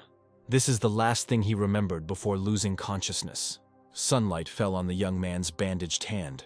Soon, Sam began to regain consciousness. Having taken a sitting position, the guy looked around. The hero tried to understand where he was, when he noticed that his sword was lying near the bed. Reaching for the weapon, the guy became curious if there were any other survivors besides him. A look of sadness crossed his face. Looking at the sword, the image of Corporal Kenny, who abandoned him on his deathbed, appeared before the boy's eyes. Having lowered his legs from the bed, the young man did not want to remember it anymore. A noise was heard from the corridor. When the old man entered the room, Sam was already lying in bed, as if he had not yet regained consciousness. When the old man started talking about meat, sweat began to run down the young man's face. While the owner of the house stood with his back turned, Sam reached for the sword with his hand. Taking the sword more firmly, the guy pointed it at the old man. Having looked closely, the hero did not notice that the old man had disappeared from his previous place. The guy felt uneasy when the thought of a ghost came to his mind. When the old man levitated above his head, he called out to Sam, thereby frightening him. The owner began to tell that he just wanted to joke about the meat because the guy was pretending to be asleep. For his rude behavior, the old man decided to teach the young man a lesson by pressing his foot on the fresh wounds. The blow knocked Sam off his bed. Lying on the floor, the thought came to mind that this old man, a legendary master who lived alone in the land of monsters, accidentally met a young man who was at death's door and saved him, and then passed on his knowledge to him. The guy quickly stood up, bowed his head, and introduced himself, asking the master for forgiveness. The old man hit the boy on the head with a stick. Taking hold of the sore spot, the young man realized that this was not a great master. Sam kept repeating the same answer, that he was a private, to the old man's same question. The old man began to talk about the harmonious and pure energy that emanated from the guy. Sam was surprised when old Andy realized that the boy's energy was like primordial chaos. While the old man was thinking, the young man did not waste time, and decided to find out what happened to the others. Grandfather reported that the soldiers from the southern lands almost all died, and the people's army retreated. Andy mentioned Kenny, who abandoned our hero. Then he mentioned Major Kevin, from whom strange energy emanated, and said that both men survived. And when asked if Sam would be able to return, the old man replied that he didn't know. Old man Andy's house was underground and the door was iron. The old man led the boy to the cliff. Sam decided to share his guess that Andy was from the north, to which he received a positive answer. Grandfather said that he was not in the northern country for long, because he needed to do one thing. Andy shared his food supplies with the young man, because he was hungry. When asked where the old man got the instant noodles, he replied that he bought them in a store. Soon they cooked the noodles and ate. After lunch, the old man decided to take a walk. Andy asked Sam not to think about anything and to focus on his health. Grandpa went deep into the forest. When Sam was left alone, there were even more unnecessary thoughts in his head. The thought that his parents would worry made the young man clench his fist. The guy closed his eyes to concentrate. Sam decided to focus only on his health. For this, he decided to read the aura. A few days later, the guy was there making noodles. Sam was curious about what Grandpa was up to. Once the young man recovered, the old man decided to show him what the matter was. When the old man told him to follow him, the boy was unhappy with this because he had not finished cooking yet. Andy began jumping across the treetops. Sam ran after him along the ground. Out of breath from running, the young man did not understand why the old man was moving so quickly. Soon, the boy caught up with the older man and climbed up his tree. Andy pointed to the People's Army base. Grandpa said that the real evil is at the base. Looking at the buildings, Andy's face was serious. A dark aura emanated from the base. The base was guarded by soldiers of the People's Army. The grandfather reached into his bosom to get a flask of drink. When the young man asked for a drink too, the grandfather refused. Andy reported that the People's Army was conducting biological experiments at the base. Soon they went home. Looking at the young man, the grandfather said that there should be no sinister force. Sam and Grandpa stopped because someone was ahead. He was a soldier of the People's Army. The man was very angry. The soldier had a karambit knife in his hand. The guy realized that the aura from the base and the aura of the person in front of them were one and the same. Andy and this soldier knew each other. Grandpa thanked Jerry for meeting him. Andy sent Sam ahead, but he began to worry. Grandpa was forced to fight Jerry, who was already oozing bloodlust. When Andy offered to fight the soldier, the boy refused. Having made sure that his grandfather could handle it, the young man decided to leave. Having looked at the enemy for the last time, the young man concluded that it was a beast in human form. Jerry got tired of waiting, so he attacked first. Andy pushed Sam away so he wouldn't get hurt. The impact threw the guy high into the sky. Our hero came to the conclusion that Grandpa was not an ordinary person. When Sam landed, he had to find his way home. On the way, the guy met Jarg. Without thinking twice, the guy reached for his weapon, but the sword was not on the shoulder. The monster wanted to attack the unarmed guy. Sam realized that he had to come up with something quickly, otherwise he would die at the fangs of the monster. Without thinking twice, the guy extended his hand to the dog. The monster didn't expect this and was a little confused. While the monster did not understand what was happening, the young man knelt down on one knee and stroked him.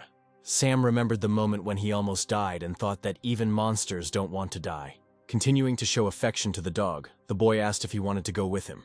Sam continued on his way with his new friend. When he came home, the guy took a saucepan and cups and went to the river to collect water to cook something to eat. The monster began to sniff, and Sam concluded that the dog was hungry. To feed his friend, the guy threw him a piece of meat. Just recently, our hero thought that after the army he would pass the exam to become a raider. But now he is sitting on the riverbank with some kind of animal and waiting for an incomprehensible old man. Sam decided to take a nap after eating. In a dream, the guy saw his life go by. Sam looked sadly at his old self, who was eating away his problems. When the past Sam looked at the present one, his eyes were bottomless black. Afterwards, the complete double began to attack Sam. The double opened its mouth to devour the young man. Opening his eyes, Sam realized that his new four-legged friend wanted to eat him. With one movement of his hand, the guy cut off Jorg's head. The young man did not understand why the animal attacked him. He even fed it. While washing his hands, Sam realized that animals are all like that. They obey temporarily, but instincts always prevail over reason. Sam remembered his comrade running away, who was needed in a difficult moment. Looking at his reflection in the river, the guy realized that this is always the case in life. It was evening when Andy returned. The young man was glad to see the old man alive. Because the guy was too noisy, he got hit in the face with a stick. Grandpa reported that the outcome of the battle was a draw. Sam didn't understand why the old man called him by name. Andy was wondering how much time the boy had left until the end of his service. Then Sam said that it was a little over a year. Grandpa asked me to spend the remaining time of service on him. A few days later, the boy trained with Mandrake, who makes an unusual sound, calling other monsters. Monsters of various kinds began to gather around the root. Mandrake absorbed the blood that they shed during the battle, which served as her source of nutrition. Sam watched all the monsters from his hiding place. The Jorgs were very angry at what was in front of them. It was a monster that looked like a bear with horns. With a smile on his face, the young man realized that it was now his turn to intervene. The guy came out to the monsters who were fighting against each other. After some time, all the monsters were defeated. Looking around, Sam noticed a couple of monsters near the Mandrake root. When the young man began to approach, the bull-like monsters became frightened. Mandrake was startled when the boy's sword plunged into the ground next to her. Sam crouched down next to it to pull it out of the ground. The guy noticed that the bulls had stopped. Wiping the sweat from his face, the young man ordered the bulls to follow him. Our hero returned to his grandfather accompanied by 2 bulls. When Sam returned, old man Andy began to grumble that he had been gone for a long time. There was a saucepan on the stove in which food was being cooked. While the water was boiling, the grandfather decided to ask how the mission with Mandrake went. The old man was irritated that the young man had not yet understood anything, and he, in turn, pouted like a child. The guy didn't understand why they were picking on him because he was in the army. The monsters realized that they would not survive after all. Soon the pan was empty. After lunch, Sam and Andy started training. While hunting monsters, Sam honed his skills through training. While training with the old man, the young man did not notice how a year flew by. Andy dodged another attack from the young man. The grandfather did not remain in debt and also struck a blow, which the boy parried. From the grandfather's blow, an aura emanated in circles. Moving away from the old man, the guy grabbed the sword more firmly. Andy praised Sam because he had learned a lot. While attacking, the boy said that it was all thanks to the old man. Grandpa noted that with the skills he had acquired, the boy could easily cope with the black mark. Andy began to stretch his shoulders, old age making itself felt. The young man turned to the teacher, thereby attracting his attention. When Sam announced that there were only 2 weeks left until their mission, Andy became serious. Soon the teacher and student got tired and decided to take a break. 2 weeks later, Andy fell asleep to rest before the mission that was to take place the next day. Sam couldn't sleep because of the thoughts that were creeping into his head. The young man and the master were supposed to destroy the gates to hell, and the boy would finally return home. Our hero became interested in when he returned and would be interviewed. Sam began to imagine how beautiful girls would interview him. Advertising banners with his image are hung all over the city. His autobiography will be published, and everyone will be talking about him in the news. The guy couldn't even imagine that he could become a raider thanks to this. The young man closed his eyes. Sam remembered his first meeting with Jerry. He remembered the battles with the soldier from the northern country. It seemed to him that if he met Jerry, he could easily inflict serious wounds on him. And it's possible that he'll even kill you in a couple of attacks. The young man decided to sleep anyway to gain strength. After a long night, the long-awaited morning came. The guy put on suitable shoes. I also put on comfortable clothes. Having taken everything he needed, Sam was ready to hit the road. The old man and the student exchanged pleasantries. Andy handed the guy a thing that was incomprehensible to him. The young man thought they were car keys. The guy pressed the button in the center a couple of times, but nothing happened. Suddenly, an explosion thundered behind the guy. Andy explained that before the final battle, it is customary to destroy the place where you can return. Grandpa turned around and walked to the place where everything was supposed to happen. Sam was determined to finish everything quickly so he could get home. Andy and the young man arrived at the People's Army base in the evening. The People's Army is conducting research into mass-producing raiders using the dark aura. It dawned on Sam that Jerry had been a great raider. But after the experiments, he had turned into a real monster. You can't leave everything as is, because something terrible could happen. Andy ordered to follow him. Grandpa activated Shadow Step. There were guards on the roof, and the army had strengthened its defenses. Andy and Sam hid behind a rock, while the soldiers were chatting pleasantly with each other. Sam was sneaking closer like a mouse. Having climbed onto the roof, the young man neutralized one of the soldiers. The second soldier wanted to warn about the invasion, but the old man shut him up. With a satisfied face, Sam tied up the opponents who were unconscious. Andy went inside, calling the boy to follow him. The soldiers of the People's Army did not even realize that they were being attacked and were calmly eating dinner. Grandpa and his students were very quiet. Andy shared rumors about the birthday of the new leader of the People's Army. The young man could not even imagine that the enemy leader would help him. Soon they climbed one of the hills. Putting the backpack on the ground, the guy opened it and began to take out a package from there. After his release, the young man handed over the mandrake root to his teacher. Sam watched as the old man released his aura. Sensing the aura, the root began to scream. Andy amplified Mandrake's scream several times with his power. Sam covered his ears from such a scream. The screams reached every corner of the People's Army base. When the root had exhausted all its power, the old man got rid of it. After the shout, the soldiers began to search for enemies who had penetrated their territory. The aura from the gates of hell became thicker than before. The old man covered the younger man's mouth so as not to draw attention to their persons. The soldiers knew that monsters would arrive soon. Our heroes were finally discovered. Without thinking for long, Sam and Andy jumped from the roof. One of the soldiers transmitted over the radio the location of the enemies. Looking to the side, the man froze in horror. A huge horned monster was approaching the base. There were already many monsters at the walls, and soldiers were trying to stop their invasion. The soldier asked to bring the commander. While running, the young man had time to admire his grandfather. When our heroes were almost at their destination, enemy soldiers appeared on their way. Andy deftly dodged the enemy's attack. The old man struck the soldier right on the back of the neck. Working as a team, the teacher and student quickly moved towards their goal. Sam continued to clear the area along the way. The guy acted very quickly, like a ninja. Soon they reached the gates of hell. Grandpa took out a scroll. Andy continued to lay out scrolls around the perimeter of the gate. The young man watched the teacher silently. The aura became thicker and thicker. Suddenly Sam felt something. Looking to the side, the boy noticed Jerry attacking him. Not expecting the attack, the young man was wounded by the blade. Sam was thrown back by the force of the blow straight into the gates of hell. Andy managed to grab the young man by the jacket. With all his efforts, he was able to throw the guy out of the depths of hell by changing places with him. Grandfather clasped his palms together across his chest and began to cast a spell. While the old man sat in the lotus position, his aura began to be fed by magic from the scrolls, filling the entire hole. Jerry covered his eyes with his hand from the bright light, but he didn't understand what Andy was doing. Looking at the enemy, the man ordered the ritual of closing the gate to be completed, to ensure that the teacher could finish what he started. Sam rushed into battle to protect his elder so that the mission would be successful. As the blades of the opponents met, the sworn enemies exchanged harsh words. The young man watched Jerry closely and tried to anticipate his attacks. The man was seriously excited by the fight. His thirst for blood took over his entire body. Reflecting another blow from the enemy, Sam flew up from the force of the blow. Soon the young man crashed into the wall, leaving a mark of his body in it.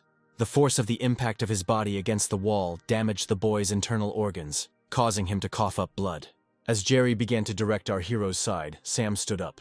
The People's Army soldier became more like a monster as the dark aura engulfed him. Sam decided to attack first, saying that Jerry was throwing a masquerade by wearing a demon costume. When the opponents met with swords, the force of the blows was so strong that the guy's aura emanated to the sides, thus depicting a dome. At that moment, our hero lost his vigilance, and the enemy struck him in the stomach with his knee. The impact sent the young man flying back several meters. Sam didn't want to lose. Gathering aura in the sword, he rushed to attack. The guy's pupils turned blue due to excessive use of force. Jerry decided to teach the boy a lesson, and so, using his sword and aura, he erected a wall of lightning between them. Sam turned out to be no slouch and decided to come from behind the enemy, considering it a blind spot. Before his opponent noticed him, Sam decided to strike him in the back. Jeremy grabbed the sword with his bare hands, telling the boy to give up. He couldn't win. Despite the failed attack, Sam continued to press on the hilt of the sword. He was serious about winning. Jerry, continuing to hold on to the blades, was easily able to move the enemy's weapon to the side, surprising the guy. In an instant, the man threw the weapon and its owners aside. This time our hero hit the wall harder, so much so that dust even rose up. While sliding down the wall, the guy coughed up quite a lot of blood, and his internal organs suffered even more, since the volume of fluid increased. At the moment, the base has turned into a real death zone. Buildings are burning. Monsters are raging everywhere. To cope with evil spirits, you need a strong aura. Our hero did not give up and released his aura, thereby gaining power. Taking off his helmet, the young man sank knee-deep into the waters of consciousness. Thoughts came to mind that if you try to survive, you will die. If you wish to die, then you will remain alive. Sam gave his blood, his heart, and his soul. He gave his all to a place that was higher than this. The aura began to gather into a kind of whirlpool. Andy continued to focus his power on closing the gates of hell while the student distracted the enemy. Sergeant Jerry thought he would only have to deal with the old man, but his young opponent turned out to be tenacious. Sam's eye began to emit thin lightning of aura. He could not allow the teacher to be disturbed. Without thinking, the guy attacked the enemy, delivering a fairly quick blow that left a trace of aura. Sam delivered fairly fast blows. Jerry blocked them with difficulty. The man did not understand where the guy got so much strength from. During the fight, the blows in defense created a light ball of aura, from which rays of light emanated in different directions. The soldier flew back several meters from another blow from his young opponent. The man did not expect this, and was very unhappy. A bright light appeared from the side of the gate, blinding Jerry. Looking towards the gate, the man saw that the gate was covered with a bright dome. Jerry could not believe that the old man was able to complete his technique. A dragon landed on one of the roofs and immediately began to cry. Jerry was shocked when he saw the monster, so he cursed several times in a row. Seeing a soldier nearby, the man ordered a signal to be given about the monsters that had entered the base territory. Following the dragon, a huge minotaur stepped onto the base. The man was very angry. He shouted that he would destroy all the creatures on the base territory. Sam was as calm as a boa constrictor, ready to rush into battle again. Jerry rushed forward at his opponent to destroy him first. A private soldier rushed to the control panel to give a signal. Having reached the lever, the guy pulled it. Light purple liquid poured from red cylinders onto the dome from all sides. Soon the liquid ate through the dome, and Andy could be seen levitating into the center. In front of the old man's outstretched hand was a glowing, rewound, stretched rope. The energy of the scrolls, which lay across the entire diameter of the circle, began to emerge into the light of the twine. Andy calmly waited for all the power of the scrolls to gather in the rope, while a bluish-hued energy swirled around the old man himself. The power of Grandpa's deed scrolls was even stronger. A surge of aura could be clearly seen in his eyes. After all the energy was collected, a ball appeared in front of Andy, into which all the collected power oozed from the old man's finger. From the depths of hell, deceased people were drawn to the light of the ball. They wanted to get the warmth and vital light that they had not received for a long time. At this time, more and more flying monsters arrived at the People's Army base. They were attracted by the strong energy that emanated from the gates of hell. While Andy closed the gate, his student Sam distracted the soldier Jerry, not letting him get to the area where the mission was taking place. When the soldier noticed the commotion around him, he looked to the side and realized that his worst enemy was already finishing the ritual. And this meant only one thing: Jerry was too late and could not stop him. All the dark energy that was on the base and near it began to disappear into the whirlpool of the gate. After finishing the fight, Sam immediately ran to his teacher. The young man was worried and wanted to make sure that the elder was okay. Seeing the student in good health, Andy smiled, thereby saying that everything was fine with him and there was no need to worry. A monster with horns and wings appeared behind the man. His aura was very dark. It was the Lord of Hell. He didn't like that some little man dared to ruin all his plans. Andy didn't even have time to react when the monster's paw pierced his body. One day, Sam and Andy went to the cliff, and the young man became interested in why his grandfather lived alone in such a place. The old man replied that it was because of his mistakes. The young man became interested in what kind of mistakes. The grandfather told him that he acted immorally in the name of well-being, deceived others for the sake of his own glory. After spring comes summer, and after summer comes autumn and winter. Anyone can change if they want to. But there were things in the world that never changed, and the young man did not remember what these things were. Due to damage to internal organs, Andy began coughing up blood. The grandfather's body hung on the monster's paw. He did not have the strength to continue fighting, so he stopped trying and decided to just die. Seeing the teacher in a sad state, Sam rushed to his aid. Jerry was not going to let go of one of the reasons for the failed mission, and was going to destroy it. Looking at the enemy, our hero's gaze said only one thing: Sam was ready to kill anyone who stood in his way at the moment. The guy turned around and quickly struck with his aura. The force of the blow was so strong that it threw the enemy back several meters. Seeing that the student was running to help him, the grandfather gathered his last strength and whispered that Sam should not come closer and run. As soon as Sam realized what the teacher wanted to say, he ran. The guy ran further and further. Sam saw himself in the past. But people change. The guy met many of those people who were kind to him. Our hero ran to help his teacher. He didn't want to run away. He changed, became different. A bright glow accompanied the guy. Having collected all the aura, the guy attacked the Lord of Hell. The demon looked at the young man. The creature released some of its aura to remove unnecessary people. The bright glow that blinded the young man appeared out of nowhere. Sam didn't understand where he was. The guy began to look around. There was no aura in this place. Our hero realized that something must be wrong somewhere. He waved his sword, and the young man cut through one of the walls of space. As soon as the guy looked into the connector, he was surprised. Through the crack, the guy saw the silhouette of a man with long hair.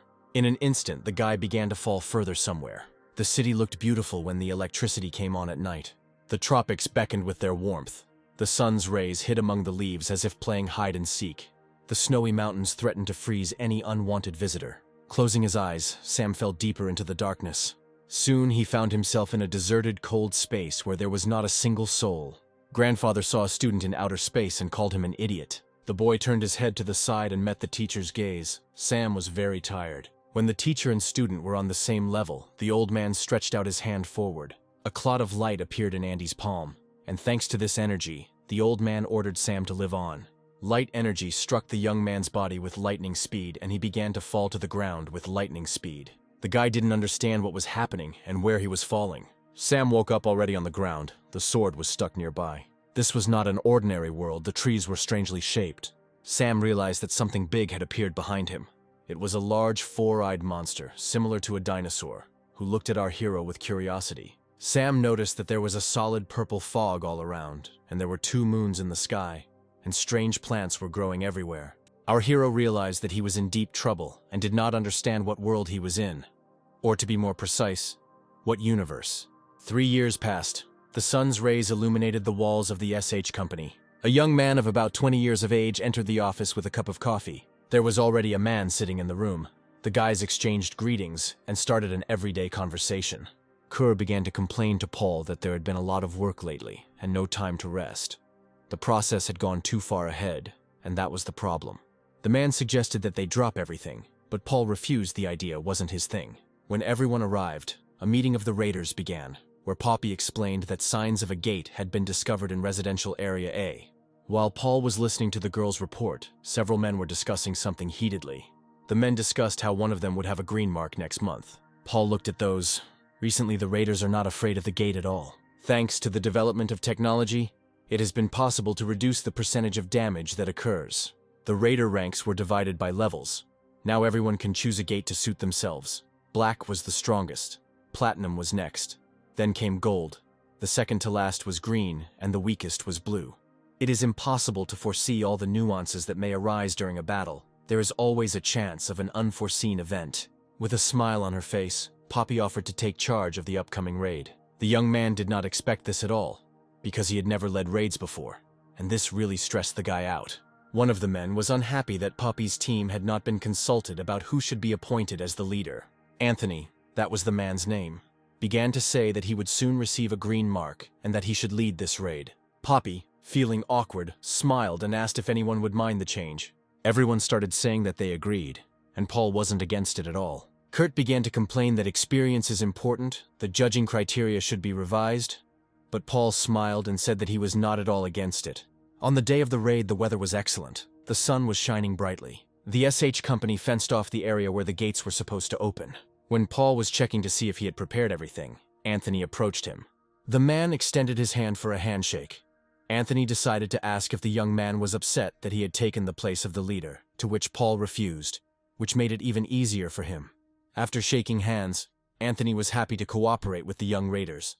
When the man approached the young man, Kurt, he became interested in what his friend, who he said was an idiot, had told him. When the preparations were complete, the raiders were lined up and ready for battle. The secretary reported that presumably Jargs and Kargs would emerge from the gates, The level was not high, but there were a lot of them, so the raiders had to try not to avoid the buildings. The guys were ready, so they stood in the required formation. Each of them had their own weapon. The gate was supposed to open in 10 seconds, and there were devices glowing purple in that place. Paul was a little nervous, but didn't show it.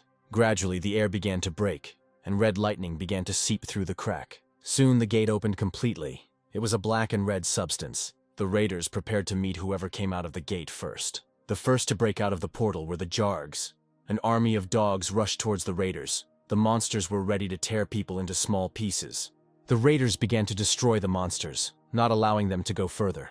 One of the monsters decided to attack Paul from behind, but the young man quickly noticed the monster. Turning 90 degrees and using the aura that engulfed the young man's entire body, he cut down the monster.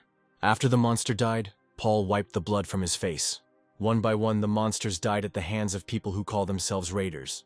Anthony cut down the monsters one by one, thereby reducing their numbers. The man noticed that Paul had stronger skills than Anthony himself. After all the Yorgs were destroyed, the gates began to open again. The secretary ordered all members of the raid to prepare for a second attack. The second stream of monsters were the hags. Their system number was 9. The raiders took up their previous positions and were ready to repel new attacks from the monsters. Paul noticed that something was wrong, so he turned around to find out, but noticed that the people behind him didn't understand either. The secretary reported that the gates suddenly began to increase in size, something that rarely happened. While repelling the attack of the hag, Paul demanded reinforcements, because who knows what could appear from the portal. Anthony didn't like that some brat decided to interfere with his raid. The man asked the young man not to be so hot-tempered. Paul was outraged by the elder's behavior. It was stupid of Anthony to say that either more Yorgs or Kargs would come out of the portal. Nothing else could come out. The secretary reported that the request for reinforcements had been completed, and asked to remain cool no matter what monster appeared. Anthony looked at the portal. He was impatiently waiting for the one who would appear from the portal. He wanted to show everyone that any creature could win. A huge dragon began to emerge from the portal towards the man, and Anthony fell into a stupor upon seeing it. It was a monster pest. System number 43, Drake. A huge fire-breathing dragon. Only raiders with a gold mark and above can, after long training, fight such a monster. Turning around, Paul was in shock. He didn't come to life. What he saw turned out to be true. All the people in suits got into their cars and left the battlefield like rats, leaving the raiders to certain death. Anthony dropped his weapon. All he could say was that he needed to run. Realizing that the situation was dire, Paul took command and gave the order to raise swords. Everyone was scared, but they listened carefully to the guy's words about how they had to hold out until reinforcements arrived. Otherwise, ordinary people would die. A fireball began to form in the dragon's mouth, with which he was going to kill his victims. The flames suddenly went out, and blood began to flow from the dragon's mouth and nose. Soon the dragon fell down dead, blood spraying from its mouth in all directions. All the raiders were surprised. They did not understand why the dragon died. Someone on the dragon's back began to grumble that the dragon had stopped in the middle of the road, preventing him from passing. There was a guy standing on the monster's back, with the sun's rays illuminating his back. This unfamiliar young man was Sam. His hair had grown noticeably. His physique had also become stronger. Paul stood there and was very surprised. At this time, Sam came down from the dragon and asked what year it was at the moment. When our hero heard the current year, he was very surprised. The guy thought that he had lost his youth, which includes the golden years. Paul didn't know how to react. He thought the stranger was very, very strange. Having recovered from the shock, the young guy thanked Sam for his help. He was amazed by his incredible skills and tried to figure out where our hero suddenly appeared from. When the government people arrived, they took fingerprints, but they were not in the raiders' database. The men started asking where the guy was from and whether he was from Japan by any chance, because they had heard strange words. If the raider was from another country, it was necessary to contact the department in person to establish Sam's identity. Only now, no one could go with him. These words from the men surprised our hero. Pointing to Polo, Sam declared that he would go with him, a statement that stunned the young raider. Our hero hastened to explain his choice. Paul had a strong spirit. The guy did not understand what kind of strength of spirit the stranger was talking about. Clenching his fist, Sam enthusiastically quoted the young man's words about the soldiers having to hold out until reinforcements arrived. The strange guy's behavior made Paul's cheeks blush. Paul rubbed his neck in embarrassment, and behind him Anthony and his comrade felt simply disgusting because of their behavior. A red car was driving along the city roads. Sam asked if it was Paul's car, and he shared that he bought it in installments, which was too expensive for a raider with a blue mark. Our hero shared his opinion that he didn't think that Paul was one of those who lived beyond his means. When the conversation turned to Paul's girlfriend, the atmosphere in the car became more lively. Sam began asking about her, and the young man replied that he wanted his girlfriend to be proud of him. Paul was slightly tense when Sam said that he considered him a real romantic. The young man blushed and said that he would not say anything more. The guy did not want to feel awkward anymore. Soon the boys arrived at the building housing the Raiders Academy.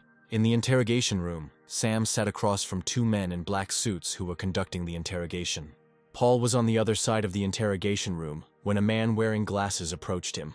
Richard said that Sam was most likely telling the truth about him coming from another world.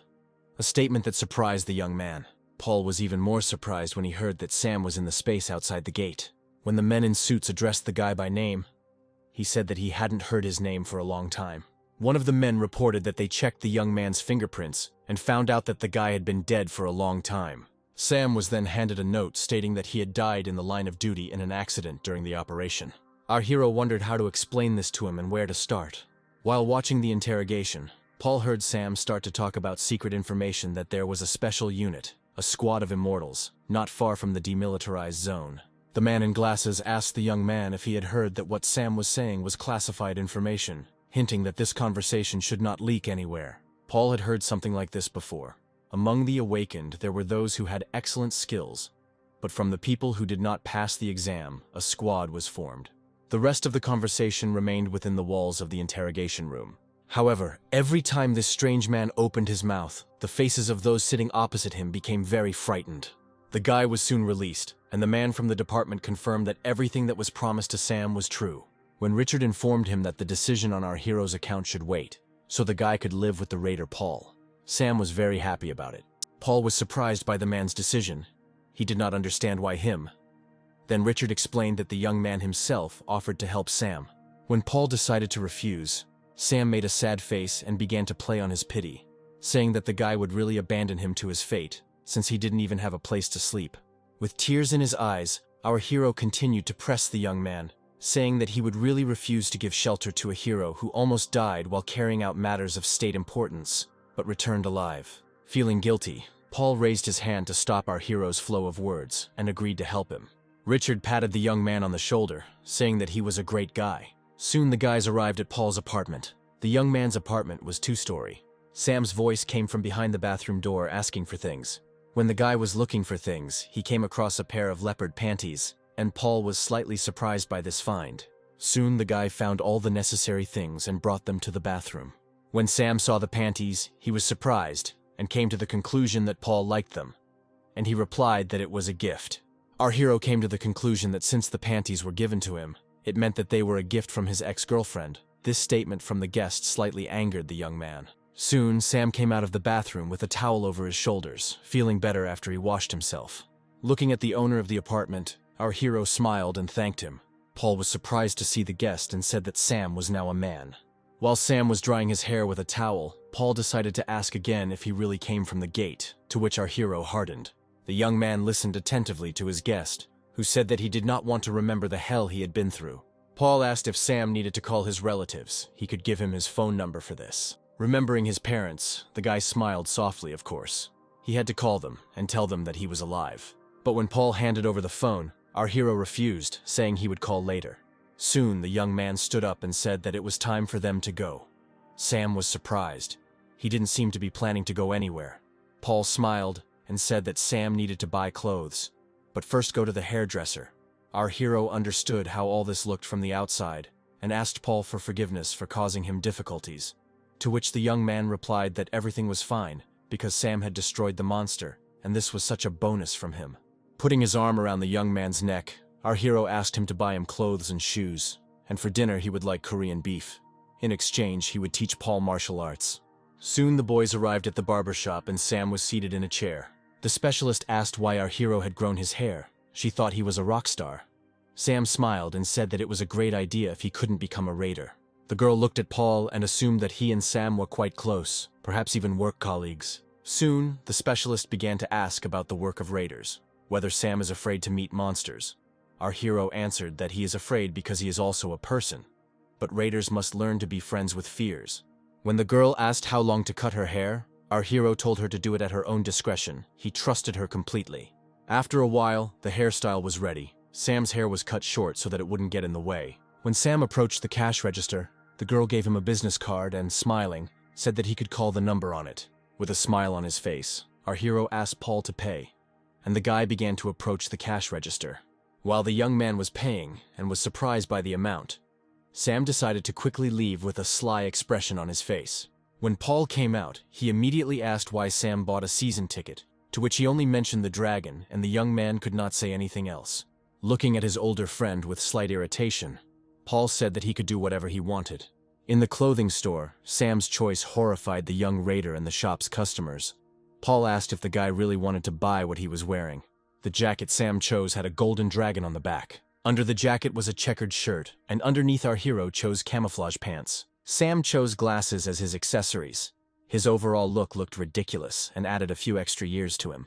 Paul asked to choose something else. Sam did not understand the younger man's reaction.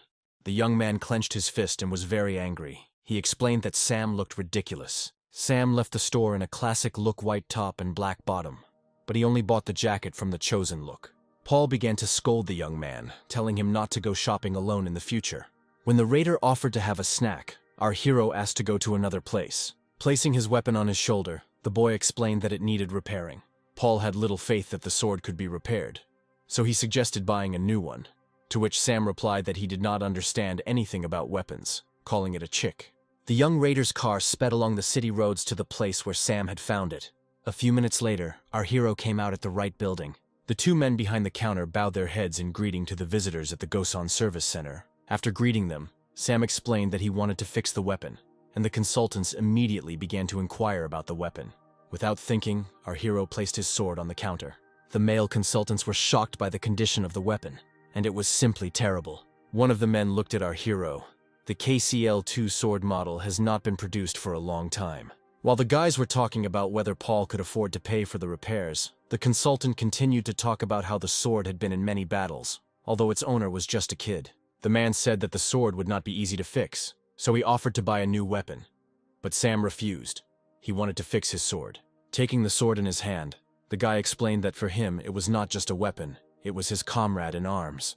Our hero regretted that he had failed to properly care for the weapon, but he intended to continue using it. The male consultant thought about the guy's words about the weapon and the comrade in arms. The man realized that our hero was old school, so he promised to fix his sword. The consultant said to come back for the weapon in a week, but the payment would be higher, taking out his wallet. Paul did not understand what kind of atmosphere was between Sam and the consultant. Already sitting in the car, Sam shared that it was strange without the sword. It was always with him. Paul said that it was obvious, because our hero had been with the sword for 3 years and had not let it out of his hands. Sam exhaled heavily. Our hero remembered that he always kept his weapon at the ready behind the gates. The guy looked sad, even while sleeping, and never let go of his friend. Soon the guys arrived at the restaurant to have dinner. Paul asked if everything was okay, because there was no beef on the table, which Sam wanted so much. To which our hero replied that he didn't want beef. He had eaten his fill of it outside the gates. The young raider would have been surprised that there were cows in the other world too. Hearing a female voice, Sam looked towards the source of the sound. A young girl approached the table and started a conversation with Paul. Alice looked at Sam and introduced herself. She was Paul's girlfriend. The girl shared that her boyfriend told a lot about our hero. The guy wanted to apologize for disturbing them, but the girl immediately began to justify herself by saying that she just dropped in because she had no business being there at the restaurant. Having looked at the appearance of his passion, Paul began to worry whether she was dressed too lightly. Sam was touched by his younger friend's behavior. Paul insisted that Alice wear his coat. The girl called him a sissy, but was still glad of the guy's care. Morning came. The clock showed 6 hours 50 minutes. Our hero woke up and sat up, his hair slightly disheveled from sleep. The young raider was still sleeping soundly at such an early hour. Going up to the second floor, Sam saw a computer. Sitting down at the gadget, he decided to go online. Because he hadn't been there for a long time, he suddenly became interested in whether he still had access to it. Having found the browser icon, the guy clicked on it and quickly found the desired site. The network of Transcendence joyfully greeted the guy, calling him a deserter, and gave the young man 100 points for his return. Tears streamed down our hero's face from relief that he was able to enter. Without thinking, the guy immediately decided to write a post about his return so that his friends could read it. Sam described going through a dark tunnel and ending up in a black hole. awakening the deathly silence, wandering there alone. Death awaiting him every night. If it weren't for the warm memories of his online friends, he wouldn't have survived everything that happened to him. Paul began to wake up from the sound of fingers clicking on the keyboard. Sitting on the blood and looking to the side, the young man was frightened to see Sam crying and muttering something. Paul didn't understand what was wrong with the guy. He was already starting to think that the gate had affected Sam's psyche. The basic technique of the Samji sword, the first is a transverse strike. It was a strike to the side. The second was a blow from top to bottom, the foundation of foundations symbolizing heaven, earth, and man. The third was a thrust, which was performed with a lunge. The network offered to practice this technique, but Sam was already so used to the sword that he did not need it. Still, he decided to accept the back in order to earn network currency. When Paul approached the elder, he demanded to bring it to him, but the boy was going to train with his help. When our hero noticed that Paul had woken up, he asked him to give him the raider's knife for a while. The young guy hugged Sam and said that he would not give him the knife. Began to find out what he wanted to do. Our hero did not understand his reaction. While changing, Sam asked the young man if he had any raids today. He, sitting on the phone, answered that no, but he still had things to do at work, so he asked what his neighbor wanted from him. When Sam reminded him that he had run around training him so that the boy would get a green mark, Paul turned his gaze from the gadget screen to his neighbor. Having realized the whole situation, the raider happily jumped off and began to thank his senior comrade. It was already 7:15 when the boys went to Paul's work to train there. Soon the guys quickly reached the building of the SH company where the raider worked. The guys went down to the underground training room. When Sam asked how Paul uses the aura, he replied that he uses it the way he was taught in the courses. Realizing that this method of use was not very good, Sam handed the book to the young man, who in turn did not understand what it was. Sam explained that he got it from the man who saved his life. Taking the weapon, our hero asked not to tell anyone about the book. Sam was glad that Paul was so trusting. He planned to later demand several times more from the guy for help. Paul's aura value was 20,172. The method of using the aura cannot be changed just like that.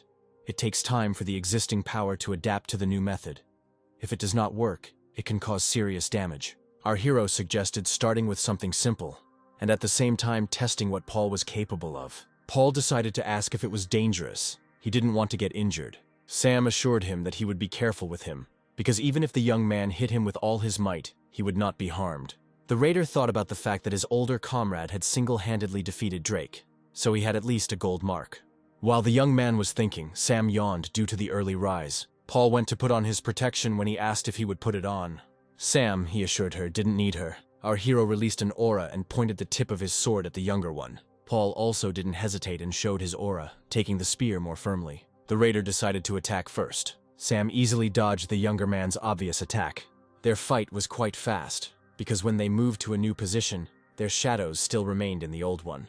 The raider didn't like that his older comrade was always just evading. Looking ahead, Paul noticed that Sam was not in front of him. There was fear mixed with surprise in the boy's eyes when the elder presented the sword to the young man's neck from behind. When the training was over, Paul praised his older friend, saying that he was good. Sam asked if he had doubted it. When the younger one answered that it was just a little, he received a kick in the stomach for it. Standing opposite each other, our hero pointed out where the younger one made mistakes. Paul was surprised that he was not using his aura correctly. Raising her hand, a spark of aura appeared in it. Sam began to explain that the aura and the will are one whole. Movement and will are integrated with the aura. Our hero continued to talk about how if Paul was able to control the aura, then the problem was not in the size. Sam asked to attack him again, thinking that he wanted to kill him, because the fastest emotion is the thirst for murder. Paul rushed to fulfill the request. The younger's attacks became faster, but none of them were able to injure Sam. Our hero easily repelled the attacks of the younger one. Soon Paul fell to the floor trying to catch his breath. When Sam asked the boy to get up, he asked for some rest. Sam began to shame the guy for his words. Instead of answering, the raider hugged his trembling hand upward. Our hero took the young man by the hand when he asked how the elder one stays in shape and doesn't even break a sweat. With the help of the elder's hand, Paul rose to a sitting position. When the young man practically got to his feet, the door to the training room opened, and a girl and a guy in suits walked in. They were Paul's co-workers. The girl was very angry. The guy behind her whispered to the guy to run faster. The guy became interested in what his colleagues were doing in the company since they had a day off. The man who came with the girl felt awkward when the young lady started screaming. The girl started asking in a raised voice whether the guy was still dating Alice. Paul didn't understand what was wrong with his relationship again. A colleague showed a photo of Alice with two guys. Taking the phone, the guy began to carefully examine the photo, while the girl explained that these raiders had a green mark. When the lady heard that Paul sincerely did not understand what was going on, she staggered, and her soul temporarily left her body. While his colleague was beating Paul, the guy decided to meet Sam. The stranger said that he had heard a lot about Sam from Paul. When the guys shook hands, Will introduced himself. He was a blue-marked raider in the SH company. Will also introduced Betty. She herself was a little busy. And the guy also said that they were on the same team with Paul. Will sheepishly invited the guy to lunch. Their director really wanted to meet the young man. Betty turned around at the call and asked what coffee shop they were going to. Paul mentally asked them to wait for him, because the young man was practically out of strength. Fred handed over his company's business card. During lunch, the director began asking our hero about what was behind the gates. Betty picked up the conversation and began asking questions that interested her. A ray of light fell on our protagonist as he began his story. Sam started by describing how every day was like hell. He had to fight monsters he had never heard of before. Fred listened to the young man with interest, drinking at the same time. When the guy was being refilled with a drink and asked if he was a member of any organization, Sam said he was in the ground forces. Fred offered our hero to work with his company. Sam agreed, promising to try for the good of the company. Everyone was happy with the new team member. Betty suggested holding a dedication, since there was a new member on the team, while Paul was calling the director. Standing up, Sam made a toast to the fact that even though they were all born at different times, if they die, they will die together. The boys smiled while listening to the toast. Afterwards, they all clinked glasses of drinks. The next day, Sam came to the Raiders Academy early in the morning. One of the men, Charlie, was recording the boys' words on a laptop. The man in the beret, David, asked follow-up questions to get more information. David didn't beat around the bush and asked directly how the guy got through the gate. Sam says he doesn't know. He heard something about experiments they want to conduct on him. The guy continued to talk about how he felt like he failed. And then he opened his eyes in another world. Sam decided that it was necessary to hide the information about what happened to the elder. The guy noticed that judging by the men's reactions, they knew about the gates to hell. Sam asked what happened to his comrades from the army, to which he received the answer that half of them died. Charlie asked our hero to tell us about his life outside the gates. Sam began the story by saying that every day he fought and killed, and then ate. The guy didn't give up or despair. He held on in order to return home. When he was fighting Drake, suddenly the gates opened and he finally managed to somehow miraculously return back alive. There were mixed emotions of fear and surprise on the men's faces. The guy was released despite the fact that some more data needed to be checked as soon as they collected the information. They would contact the young man. The men also asked him to remember information about unknown monsters. Charlie reminded that our hero signed a contract and should not tell anyone about what happened. Hearing this, the guy got scared because he had already told several people. The man asked to be more careful next time, otherwise he would end up in court. David promised that as soon as the guy's documents were restored, the army would demobilize him. In theory, he should have been awarded an order or medal, but they haven't been able to do that yet. In return, the guy would be given a raider certificate without any additional testing. It was a blue mark. Sam had only one question: why was that mission organized? David replied that it was a secret. It was dusk outside when Sam left the Raider Academy. Putting his hand on his heart, the guy could not forget David's words that this mission was a secret. Everyone can have secrets. Having taken out his phone, our hero immediately wrote to Paul and asked him to save his number. Sam stared at the phone screen for a long time. Having dialed the number, the guy did not dare to press the call button. The young man remembered his parents, who wanted him to become a worthy raider. Sam didn't know how he would explain all this to his parents, since they probably thought he had died on the battlefield. To distract himself, the guy went into the store and came out with a bag of groceries. Hearing a familiar voice, the young man looked forward to the source. Paul was sitting on the bench, talking on the phone. When the conversation turned to Sam, the guy's face changed slightly. The young man considered him monstrously strong. When Alice asked about the mark, Paul said he didn't know. Maybe Sam was even stronger than the company director. Having finished the conversation, the young man looked at the phone screen. There was an energy of loneliness all around. Coming closer, Sam handed him a can of drink, and Paul immediately paid attention to him. Our hero sat down next to him and asked why Paul decided to become a raider. Having opened the can, the guy took a sip and replied that he had decided to become a raider so that he would have something to live on, and then asked a counter question. Looking at the stars, Sam told about his father's instructions to live up to his name. The next question from our hero was about love for a girl, to which he received a positive answer. Sam wondered if he would love her even if he found out she was dating someone else behind his back. Paul himself knew perfectly well that Alice was dating him only because he was a raider. The young man said that she had a hard life and had dreamed of this since childhood.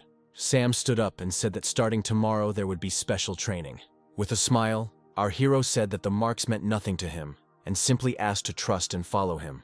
The next day the guys came to the SH Company, a tinting shop in the basement. Having activated his quirk, the boy placed his hand on his younger comrade's back. It is perfectly normal for the total volume of the aura to be sufficient, but the efficiency to be too low, and the circulation to be not quite smooth. Sam asked Paul not to be afraid and to trust. The aura became slightly darker with a purple tint. Paul immediately realized that this was a darkening technique. The most important thing is harmony and balance, clarity and clouding. All this is part of the world, Sam smiled. Because if you control only one type of aura, then you soon risk losing balance. As he left, our hero told Paul to continue training, but it was time for the guy to work. Sam soon found himself in the principal's office. Fred was reading the newspaper. The director asked if the boy knew how to become a raider, to which the young man replied that he had graduated from a special school for raiders, where he had been an excellent student. When the director asked again, the young man made a rocker gesture confirming his words. Fred showed the supposed location of the gate on the map. It was the city library in the A area.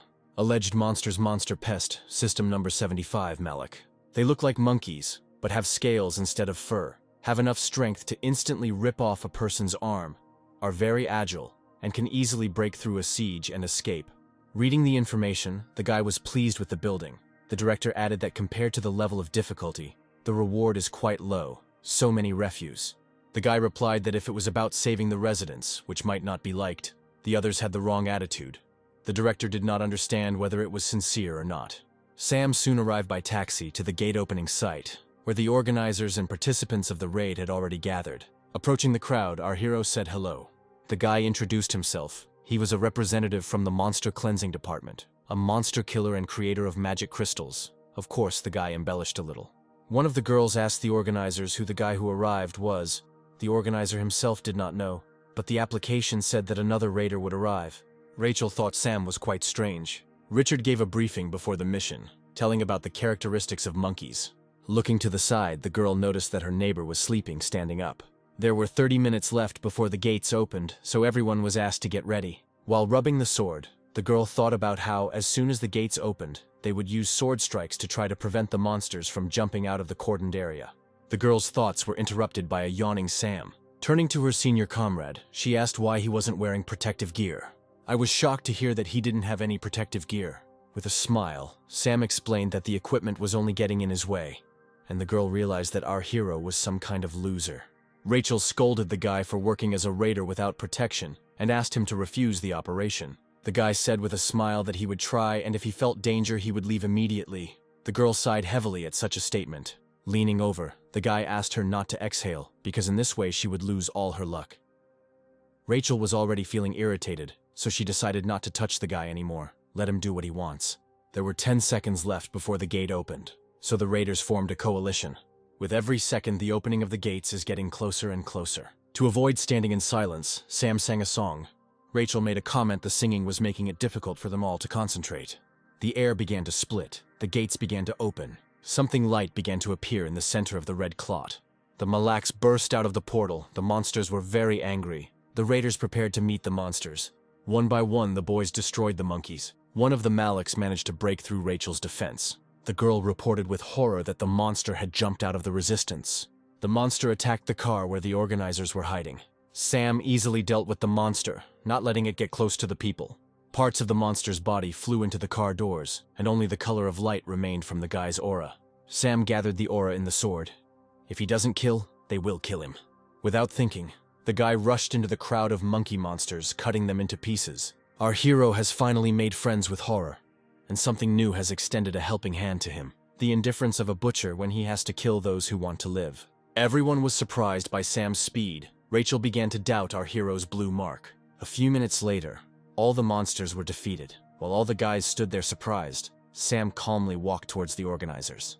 Rachel approached our hero as he was shaking the dust off his jacket. The girl was angry when Sam said that he doesn't give autographs. He mistook her for his fan. The young lady started talking about how the guy should stick to the rules. Our hero thought that the girl started talking about protective equipment again. Rachel pointed to her blue badge and explained that there was no need to pretend to be new and make everyone else look like idiots. The guy said that he didn't do it, and that he really did have a blue mark, and that he went on a raid for the first time today. To confirm his words, our hero showed his raider ID. Surprised, Rachel began to apologize and justify her behavior by saying that the guy's skills were not like the blue mark. Smiling, the guy started talking again about how she was his fan and now wanted to know her name. People in suits arrived at the site to remove the monster's pipes. Richard approached our hero and said that he had done absolutely amazingly today. The man saw Sam behind him, expecting the monsters to start running away. It was a wise decision. The guy didn't even want to imagine what it would have been like. His face became sad when he spoke about how civilians would have suffered. Richard confirmed that the raid was a failure. There were few people willing to go on such raids, and Sam understood this very well. As the men shook hands to say goodbye, Sam then asked for a taxi. When Sam returned to the company, the director immediately praised him. The guy admired himself and offered his autographs. Frank continued to say that the head of the association's support department really knocked our hero down. The director raised his finger up, continuing to convey the words of his boss. Clenching his fist, the guy said admiringly that he does everything sincerely. Sam asked him to call him if there was any work. He really wanted to ensure the safety of the residents. Then the director offered to go on another call. Without thinking, the guy snatched the information sheet from Frank's hands. When the director asked about Paul's training, Sam told him to train on his own for a while. The young man quickly left the company building. Joyfully, Sam began to look around, looking for a taxi. Our hero remembered Rachel's words about the mark. I stopped and started thinking about what to do with this. Maybe go buy a badge. While the young man stood there pondering his next steps, he was noticed by a schoolboy who was going to training. The boy was delighted when he saw a real raider. Noticing the child, a frightening grimace froze on our hero's face. The young man brought it and turned to the child, who began to be indignant that he was no longer a child. He was already 10 years old. Sam said he thought of the kid because of the blue belt, since he already had a black belt at his age. Our hero asked to sell him the belt. The boy refused. He did not understand why he had to sell it. When the young man showed the money, the child immediately agreed to the sale.